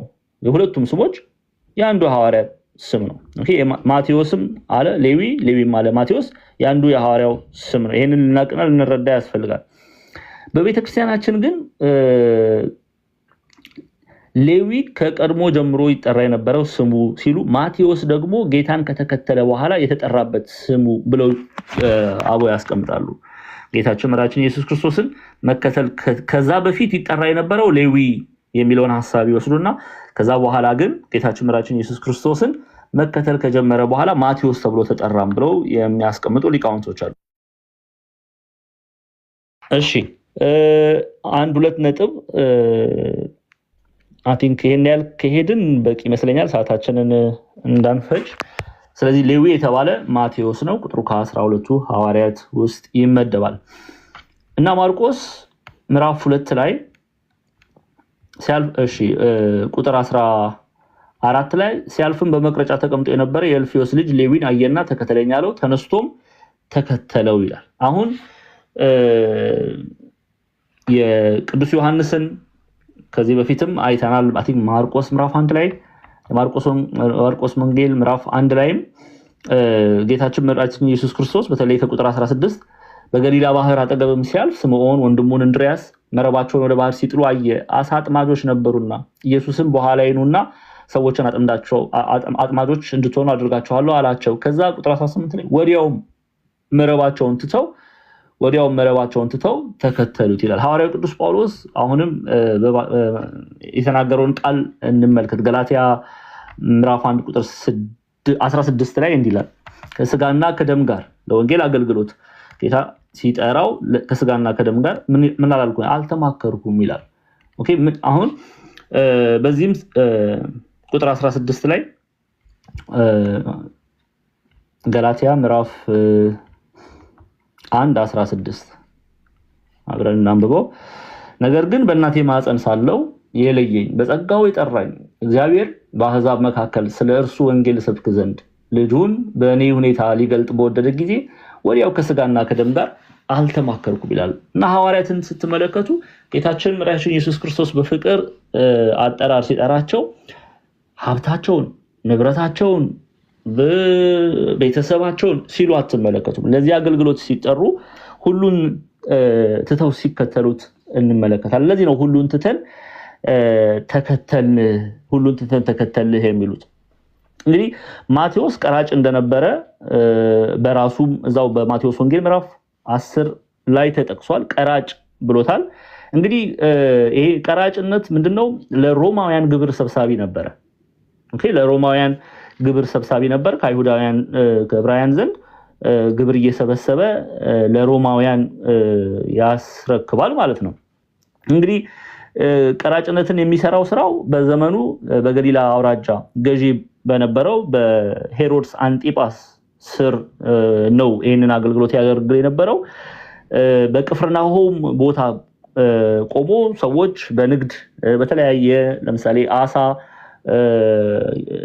በአሳ ንግድ በተለያየ ንግድ ውስጥ ሲመላለሱ ቀረጥን እየቀረጠ ለሮማውያን ገቢ ያስገኝ ነበርና ይሄ የቀራጭነት ግብሩ ከገንዘብ ጋር ስለሚያነካካው ብዙ ጊዜ ከገንዘብ ጋር የሚያነካካው ስለነበረ ወደ ኃጢአት የሚወስደውን መንገድ ወይም ደግሞ አብዝቶ መቅረጥን በዕብራውያን ላይ ከብዶ መታየትን ገንዘብ ያደርጋል የሚሉ ሊቃውንቶች አሉና ከዚህ ከተጠላ ስራ ነው እግዚአብሔር አምላክ የጠራው። ኦኬ ቀራጭነት በዘመኑ እጅጉን በተለይ በዕብራውያን ዘንድ ምክንያቱም ገንዘባቸውን ይወስዱባቸዋል፣ አትርፈው ይቆርጡባቸዋል። ስለዚህ የተወደደ ስራ አይደለም። ከዛ ባለፈ ደግሞ ዕብራውያን አሕዛብ ብለው ለሚመለከቷቸው ለሮማውያን ነው ያቀረጹ ተሰብስቦ የሚገባውና በዚህ የሥራ ዘርፍ ውስጥ ያለ ነው ጌታችን መድኃኒታችን ኢየሱስ ክርስቶስ የጠራው። ሲጠራው ግን ሁሉን ትቶ ይሄንን ግብሩን፣ ስራውን፣ ሁሉን ነገር ቀራጭነቱን ትቶ ነው ጌታችን መድኃኒታችን ኢየሱስ ክርስቶስን የተከተለውና ብዙ ጊዜ እግዚአብሔር አምላክ ይጣራል። እኔና እናንተ ሰምተን እንደ ማቴዎስ እንደ ዮሐንስ እንደ ሐዋርያቱ ካለንበት አንዳንድ ሰው ከኃጢአት እግዚአብሔር አምላክ ማናችንም የተለያየ ቦታ ውስጥ የተለያየ ኃጢአት ውስጥ ታስረን ሊሆን ይችላል። ኦኬ ከዛ ስራት ውስጥ ግን እግዚአብሔር ቃል ይጣራል።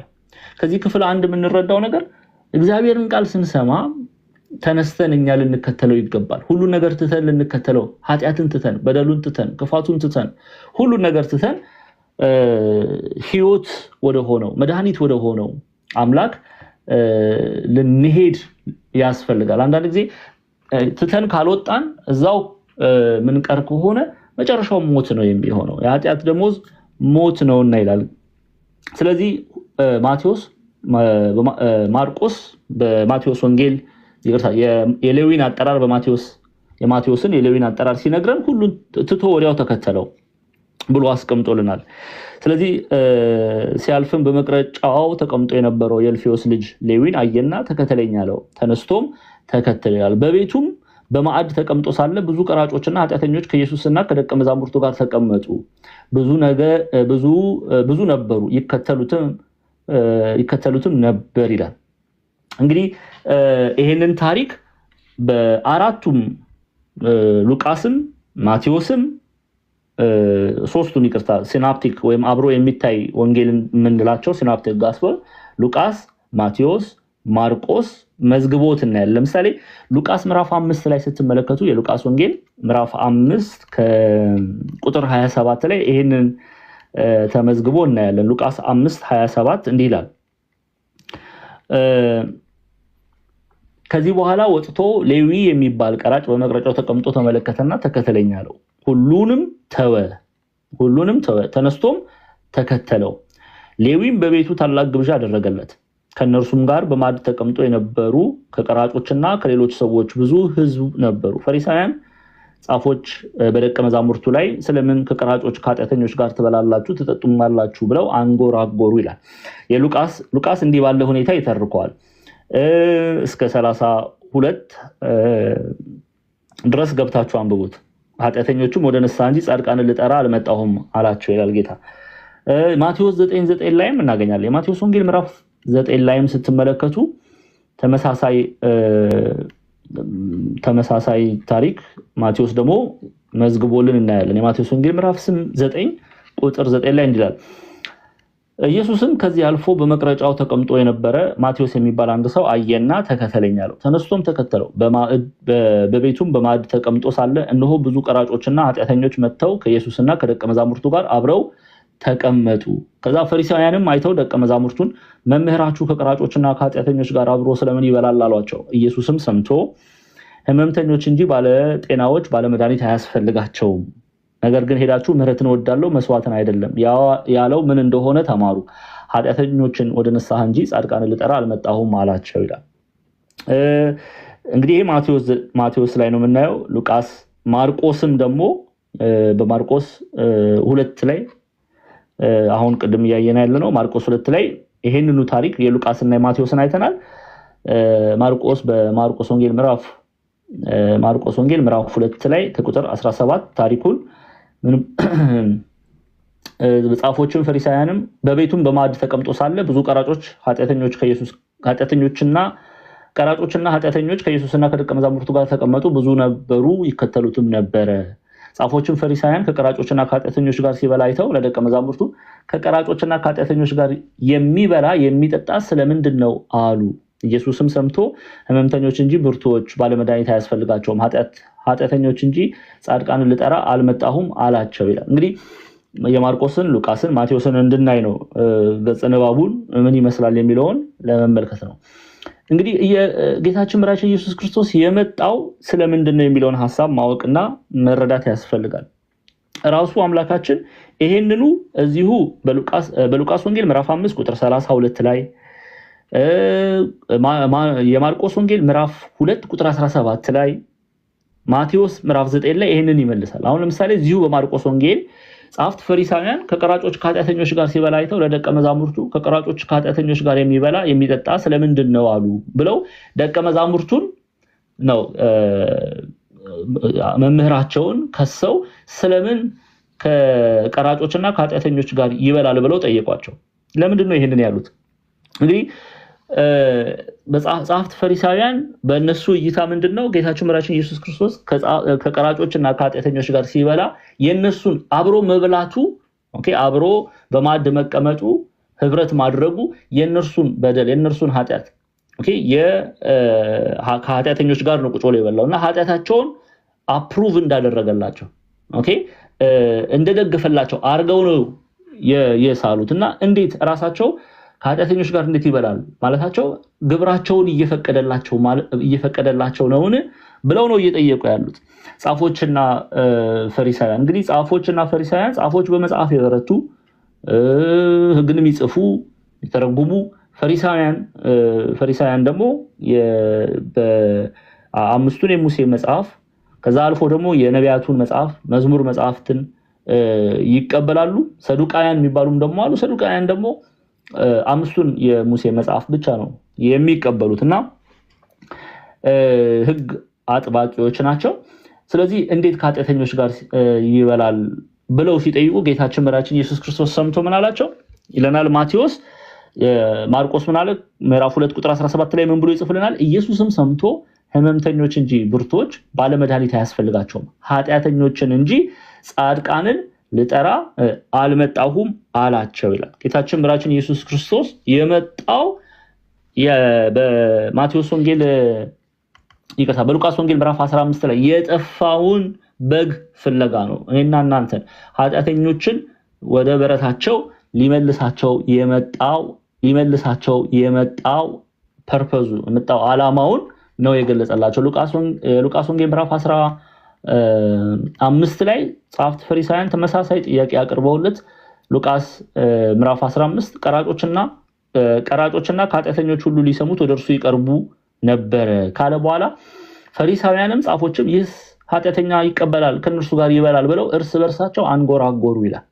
ይህንን ጌታችን መድኃኒታችን ኢየሱስ ክርስቶስ እንዴት ባለ በምሳሌ ሲመልስላቸው ተመልክቱ። ይህንም ምሳሌ ነገራቸው እንዲህ ሲል ይላል 100 በግ ያለው ከነርሱም አንዱ ቢጠፋ 99ኙ በበረሃ ትቶ የጠፋውን እስኪያገኝ ድረስ ሊፈልገው የማይሄድ ከእናንተ ማን ነው? ባገኘውስ ጊዜ ደስ ብሎት በጫንቃው ይሸከመዋል።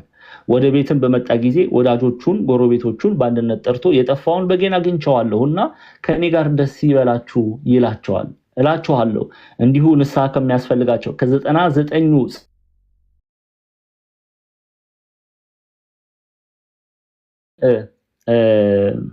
ቁጥር 7 ላይ ነው። እላችኋለሁ እንዲሁ ንስሐ ከሚያስፈልጋቸው ከ99 ጻድቃን ይልቅ ንስሐ በሚገባ በአንድ ኃጢአተኛ በሰማይ ደስታ ይሆናል ይላል። በሰማይ ባሉ ቅዱሳን መላእክት ደስታ ይሆናል። ይሄ ደስታ በነገራችን ላይ በሰማይ ብቻ አይደለም። አንዳንድ ጊዜ ሰው ንስሐ ሲገባ ከእግዚአብሔር ጋር ሲታረቅ ቅዱሳን መላእክት ደስታን ያደርጋሉ ይባላል። which is እውነት ነው፣ ደግሞ የወንጌል እውነት ነው። ግን ደግሞ ቅዱሳን መላእክት ብቻ ሳይሆን ምድራውያን መላእክትም ምድራውያን መላእክት የተባሉት ሐዋርያትም ጭምር በዚህ ሐሴት ያደርጋሉ፣ በዚህ ይደሰታሉ። ለምሳሌ ቅዱስ ዮሐንስ በሶስተኛ ዮሐንስ መልእክት የተጻፈው ጋዮስ ተብሎ ለተጠራ ለቅዱስ ዮሐንስ ጓደኛ ይሉታል ሊቃውንቱ። ምዕራፍ 1 ላይ እንዲህ ይለዋል። መልካም የሆነን የምስራች ስለሰማ ቅዱስ ዮሐንስ ለጋዮስ እንዲህ ይለዋል። ሽማግሌው በእውነት እኔ ለምወደው ለተወደደው ለጋዮስ ወዳጄ ሆይ ነፍስ እንደሚከናወን በነገር ሁሉ እንዲከናወንልህ ጤና እንዲኖርህ እጸልያለሁ። ወንድሞች መጥተው አንተ በእውነት እንደምትሄድ ስለ እውነት ሲመሰክሩ እጅግ ደስ ብሎኛል። ልጆቼ በእውነት እንዲሄዱ ከመስማት ይልቅ የሚበልጥ ደስታ የለኝምና ይላል። አያችሁ አይደለ? የሐዋርያት ደስታ የደስታው ጥግ ምንድን ነው ቢሉ አንድ ሰው በእግዚአብሔር ቃል አምኖ ተጠምቆ ወደ ቤተክርስቲያን ሲጨመር፣ አንድ ኃጢአተኛ ንስሐ ገብቶ ወደ ቤተክርስቲያን ህብረት ሲመለስ፣ ይሄ የሐዋርያት የደስታቸው ጥግ ነው። በቃ ለዛ ነው ቅዱስ ዮሐንስ ልጆቼ በእውነት እንዲሄዱ ከመስማት ይልቅ የሚበልጥ ደስታ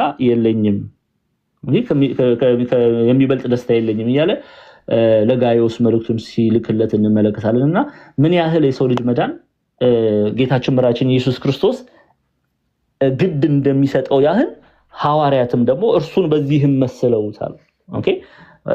ጌታችን መድኃኒታችን ኢየሱስ ክርስቶስ የኔና የናንተ መጥፋትን ሳይሆን መዳንን ነው የሚፈልገው።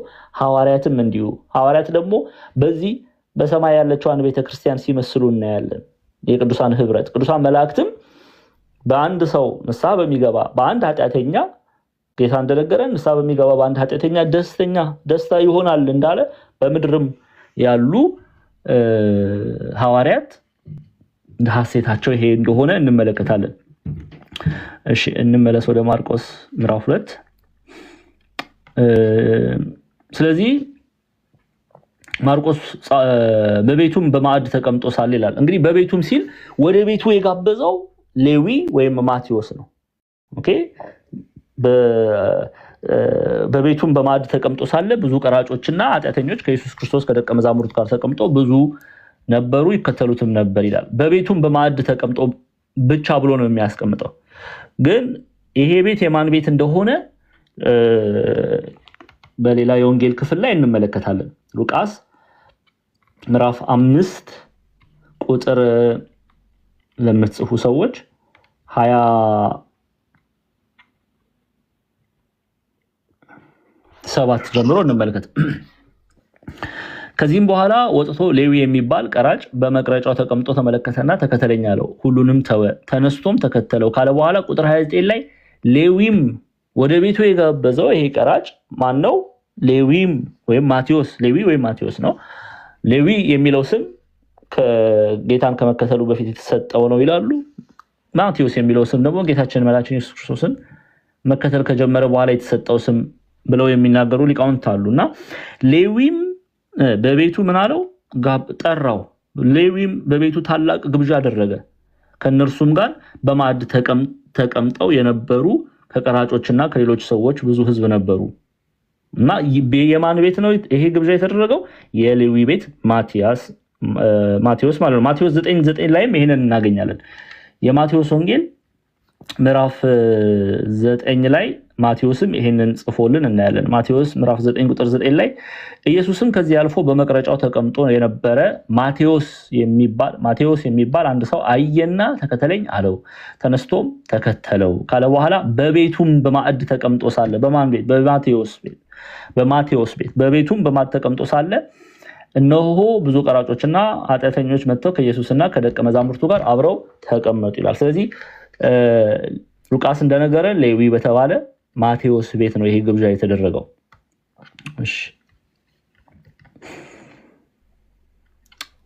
እሺ ቁጥር 17 ላይ እንግዲህ ጻፎችና ፈሪሳውያን ላቀረቡለት ጥያቄ ጌታችን መድኃኒታችን ኢየሱስ ክርስቶስ ኢየሱስም ሰምቶ ሕመምተኞች እንጂ ብርቱዎች ባለመድኃኒት አያስፈልጋቸውም፣ ኃጢአተኞች እንጂ ጻድቃንን ልጠራ አልመጣሁም አላቸው። እንዲህ በማለቱ እርሱ መሲህ መሆኑን መሰከረ።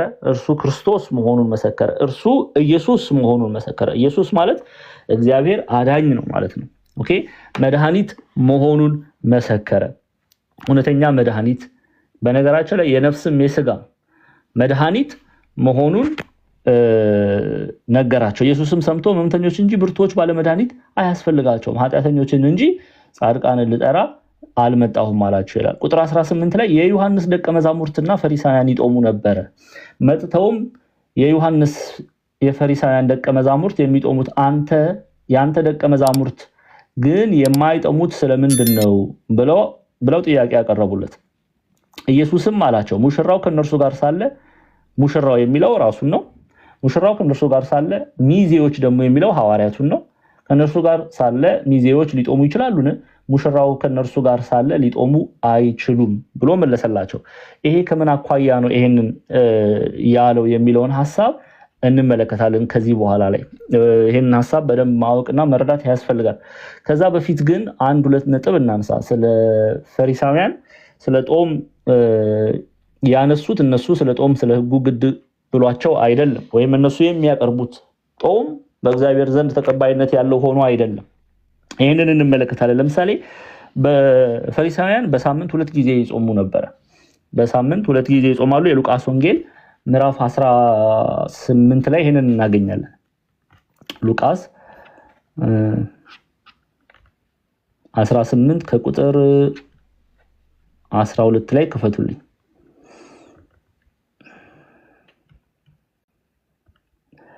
ከዛ ለምን እንዲህ ያላቸው የሚለውን ሐሳብ እናያለን። ሉቃስ 18ን ስትመለከቱ ከቁጥር 12 እንዲህ ይላል። ፈሪሳዊም ሁለት ሰዎች ሲጸልዩ ወደ መቅደስ ወጡ። አንዱ ፈሪሳዊ፣ ሁለተኛው ቀራጭ። ፈሪሳዊውም ቆሞ በልቡ ይህን ሲጸልይ እግዚአብሔር ሆይ እንደሌላ ሰው ሁሉ ቀማኞችና አመፀኞች አመንዝሮች ወይም እንደዚህ ቀራጭ ስላልሆንኩ አመሰግንሃለሁ። በየሳምንቱ 2 ጊዜ እጾማለሁ። ስንት ጊዜ እጾማለሁ አለ ፈሪሳዊው? በየሳምንቱም 2 ጊዜ እጾማለሁ። ከማገኘውም ሁሉ አስራት አወጣለሁ አለ። ቀራጩ ግን በሩቅ ቆሞ አይኖቹን ወደ ሰማይ ሊያነሳ እንኳን አልወደደም። ነገር ግን አምላኬ ሆይ እኔ ኃጢአተኛውን ማረኝ እያለ ደረቱን ይደቃ ነበር።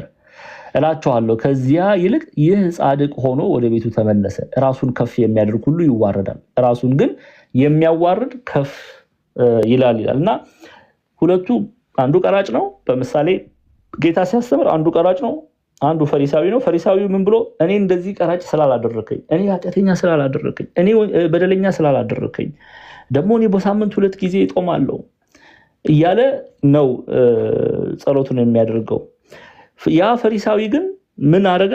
ቀራጩ ግን ይላል በሩቅ ቆሞ ልገባ እንኳን ቀርቦ እንኳን እኔ በደለኛ ነኝ ኃጢአተኛ ነኝ በሚለው እይታ ቀርቦ እንኳን መናገር ሳይደፍር፣ ቀራጩ ግን በሩቅ ቆሞ አይኖቹን ወደ ሰማይ ሊያነሳ እንኳን አልወደደም። ከዛስ ነገር ግን አምላኬ ሆይ እኔ ኃጢአተኛውን ማረኝ እያለ ደረቱን ይደቃ ነበር። እግዚአብሔር አምላክ ማንን የማረ ይመስላችኋል? ከሁለቱ ራሱን ከፍ ከፍ ያደረገው ፈሪሳዊ ምን ይላል? ይዋረዳል። ራሱን ደግሞ ዝቅ ያደረገው ቀራጭ እርሱ ብዙ ምሕረትን ያገኛል። እሱ ምን ሆኖ ተመለሰ ይላል? እላችኋለሁ ከዚያ ይልቅ ይህ ጻድቅ ሆኖ ወደ ቤቱ ተመለሰ። ይህ ጻድቅ ሆኖ ተመለሰ የሚለው ቀራጩን ነው። እግዚአብሔር አምላክ ተመልከቱ፣ ማቴዎስን ነው የጠራው። እኛ እንደዚህ ነን የሚሉትን አይደለም፣ ወይም ደግሞ በሰው ዘንድ የተገፉትን፣ በሰው ዘንድ የተጠሉትን፣ በሰው ዘንድ ኢሊትሬት በቃ እነሱ የተማሩ አይደሉም የተባሉትን አይተናል አይደል እንዴ? አሳ የሚያጠምዱትን ስለምንድን ነው ይሄን ያደረገው ብለናል በባለፈው። አንደኛ በእነሱ የተሰራው ስራ በእኛ ተሰራ ብለው እንዳይናገሩ በእግዚአብሔር ኃይል በእነሱ ላይ ተገልጦ ድንቅ ማድረጋቸው ይነገር ዘንድ። ለምን? ይሄኔ የተማሩ ቢሆኑ፣ ይሄኔ ትልልቅ ቦታ ላይ ያሉ ቢሆኑ፣ ይሄኔ ባለስልጣኖች ቢሆኑ፣ ሹማምንቶች ቢሆኑ በእኛ የተደረገ ነው ይሄ የወንጌል ስራ ብለው ሊመጻደቁ ይችሉ ስለሆነ ያልተማሩ ሰዎችን፣ የተናቁ ሰዎችን፣ በሰው ዘንድ የተጠሉ ሰዎችን መርጦ እግዚአብሔር አምላክ መጨረሻ ላይ ያሉትን አንስቶ ወደ ከፍታ ወደፊት ያወጣልና ስራውን ሊገልጥባቸው ስለወደደ እንዲህ አይነት ሰዎችን ነው እግዚአብሔር አምላክ የመረጠው። አንድም ማቴዎስን መምረጡ፣ ቀራጭ የተባለው ማቴዎስ ኃጢአተኛ የተባለውን በዚህ ክፉ ግብር ይመላለሳል ብለው በዕብራውያን ዘንድ የተጠላውን የቀራጭነት ስራ የሚያደርገውን ማቴዎስን መምረጡ እግዚአብሔር መራራ ህይወትን የሚያጣፍጥ አምላክ መሆኑን ከዚህ ህይወት ወጥቶ የሚጣፍጠውን ወንጌል ይሄው ማቴዎስ ለኔና ለእናንተ ምን አለን? ሰበከን። ይሄንን ክፍል እናያለንና በየሳምንቱ ስንት ጊዜ ይጾማሉ? 2 ጊዜ ይጾማሉ ፈሪሳውያን። ማርቆስ ምዕራፍ 2 ላይ ለዛ ነው የዮሐንስ ደቀ መዛሙርት ፈሪሳውያንም ይጦሙ ነበር። መጥተውም የዮሐንስ የፈሪሳውያን ደቀ መዛሙርት የሚጦሙት ያንተ ደቀ መዛሙርት ግን የማይጦሙት ስለምንድን ነው አሉት ብሎ ይጠይቃል። ኢየሱስም አላቸው ሙሽራው ከነርሱ ጋር ሳለ ሚዜዎቹ ሊጦሙ ይችላሉን? ሙሽራው ከነርሱ ጋር ሳለ ሊጦሙ አይችሉም ብሎ መለሰላቸው። ከምን አኳያ ይሄንን አለ የሚለውን እንመለከታለን። ለቤተክርስቲያን አባቶች ይሄንን ምን ብለው አስተማሩ የሚለውን ክፍል እናያለን። እንግዲህ ፈሪሳውያን ለምን ያንተ ደቀ መዛሙርት አይጾሙም ብለው ሲጠይቁት ጌታችን ምን አለ? ሙሽራው የሚለው ክርስቶስን ነው። በደንብ አድርጋችሁ ስሙ። ይሄን ክፍል ሙሽራው ብሎ የሚጠራው ክርስቶስ ነው። ስለዚህ ሙሽራው እኔ አብራቸው ሳለሁ፣ ሚዜዎች የተባሉት ደግሞ ሐዋርያት ናቸው። ሐዋርያት አይጾሙም። ከነርሱ የሚለይበት ጊዜ ግን አለ። አይጾሙም ሲል ጾምን እየተከላከለ አይደለም ጌታችን ምራችን ኢየሱስ ክርስቶስ። እርሱ አብሯቸው ሳለ አይጾሙም ብሏል። ይሄንን ማርቆስ ላይም ማቴዎስ 9 ላይም ማየት ይቻላል። እኔ አብሬያቸው ሳለው አይጾሙም ብሎ አስቀምጧል። ምን ማለት ነው? ይሄንን ቤተክርስቲያናችን ትርጓሜ ምን ብሎ ይፈተዋል? አባቶቻችን ምን ብለው ፈተውታል? እኔ ሳልሞት ሳላርግ መንፈስ ቅዱስ ሳይቀበሉ በመንፈስ ቅዱስ ባልታደሰ ሰውነት ጾመው ድል መንሳት ስለማይቻላቸው የተናገረው ነው ይላሉ። ደግሞ አለው በኋላ ላይ የሚሰጠው ምሳሌ አለ። ያንን ምሳሌ ብዙ ሰው እዚህ ጋር ክላሪፋይ ማድረግ ስላለብን እዛ ላይ ትንሽ ሰፋ ያለ ጊዜ ወስደን በደንብ እናያለን። እኔ አብሬያቸው ሳለው አይጾሙም ምን ማለት ነው ቢሉ ይላሉ። እኔ ሳልሞት ሳላርግ መንፈስ ቅዱስ ሳይቀበሉ በመንፈስ ቅዱስ ባልታደሰ ሰውነት ጾሞ ድል መንሳት ስለማይቻላቸው ስለዚህ ይህንን ተናገረ። አሁን ይህንን ራሱ ጌታችን መራችን ኢየሱስ ክርስቶስ ሲያብራራ እንዲህ ይላል።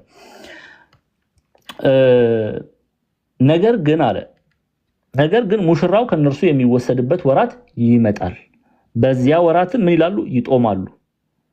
አይጦሙም አላለም። እኔ ሙሽራው የተባለ ክርስቶስ ከነርሱ የሚወሰድበት ወራት ይመጣል። በዚያ ወራት ምን ይላሉ? ይጦማሉ ካለ በኋላ ቁጥር 21 እና 22 ላይ ባረጀ ልብስ አዲስ እራፊ የሚጥፍ የለም፣ ቢደረግ ግን አዲሱ መጣፊያ አሮጌውን ይቦጭቀዋል፣ መቀደዱስ የባሰ ይሆናል። ባረጀ አቁማዳ አዲስ የወይን ጠጅ የሚያኖር የለም፣ ቢደረግ ግን የወይን ጠጁ አቁማዳውን ያፈነዳል፣ የወይኑም ጠጅ ይፈሳል፣ አቁማዳውም ይጠፋል። አዲሱን የወይን ጠጅ ግን በአዲሱ አቁማዳ ያኖራሉ ይላል። ምን ማለት ነው? ይህንን ክፍል አሁን ይህንን ሀሳብ በደንብ መረዳት ያስፈልጋል። እሺ፣ ባረጀ ልብስ ላይ አዲስ ቁራጭ የሚለጥፍ የለም ይላሉ አበው። የአዲሱ ቁራጭ ኃይል ቀዳዳውን ያሰፋዋልና፣ ወይም አዲሱንም ወይን ባረጀ አቁማዳ የሚጨምር የለም፣ ቢጨምሩት አቁማዳው ምን ይላል? ይቀደዳል፣ ወይኑም ይፈሳል። ስለዚህ በአዲስ አቁማዳ ቢጨምሩት ግን አቁማዳው ወይኑን ከመፍሰስ ይጠብቀዋል። ስለዚህ ምን አለ ጌታችን መድኃኒታችን ኢየሱስ ክርስቶስ? ሐዋርያትም በመንፈስ ቅዱስ ባልታደሰ ሰውነት ጹሙ የሚላቸው የለም። ጹሙ የሚላቸው ቢኖር ይላሉ አበው ሰውነታቸው ምን ይላል? ይጎዳል፣ ጾሙም ይፈርሳል። በአዲስ አቁማዳ ወይን ቢገባ ወይኑ ከመፍሰስ እንደሚጠብቀው በመንፈስ ቅዱስ በታደሰ ሰውነትም ቢጾሙ ጾሙን ይፈጽማሉ፣ ከፈተናም ይጠብቃቸዋል ሲል አንድም የኦሪትን የጾም ስርዓት ከአዲስ ኪዳን የጾም ስርዓት ይለያል ሲላቸው ነው ብለው ሊቃውንቱ በትርጓሜ እንዲህ ብለው ያስቀምጡታል። እና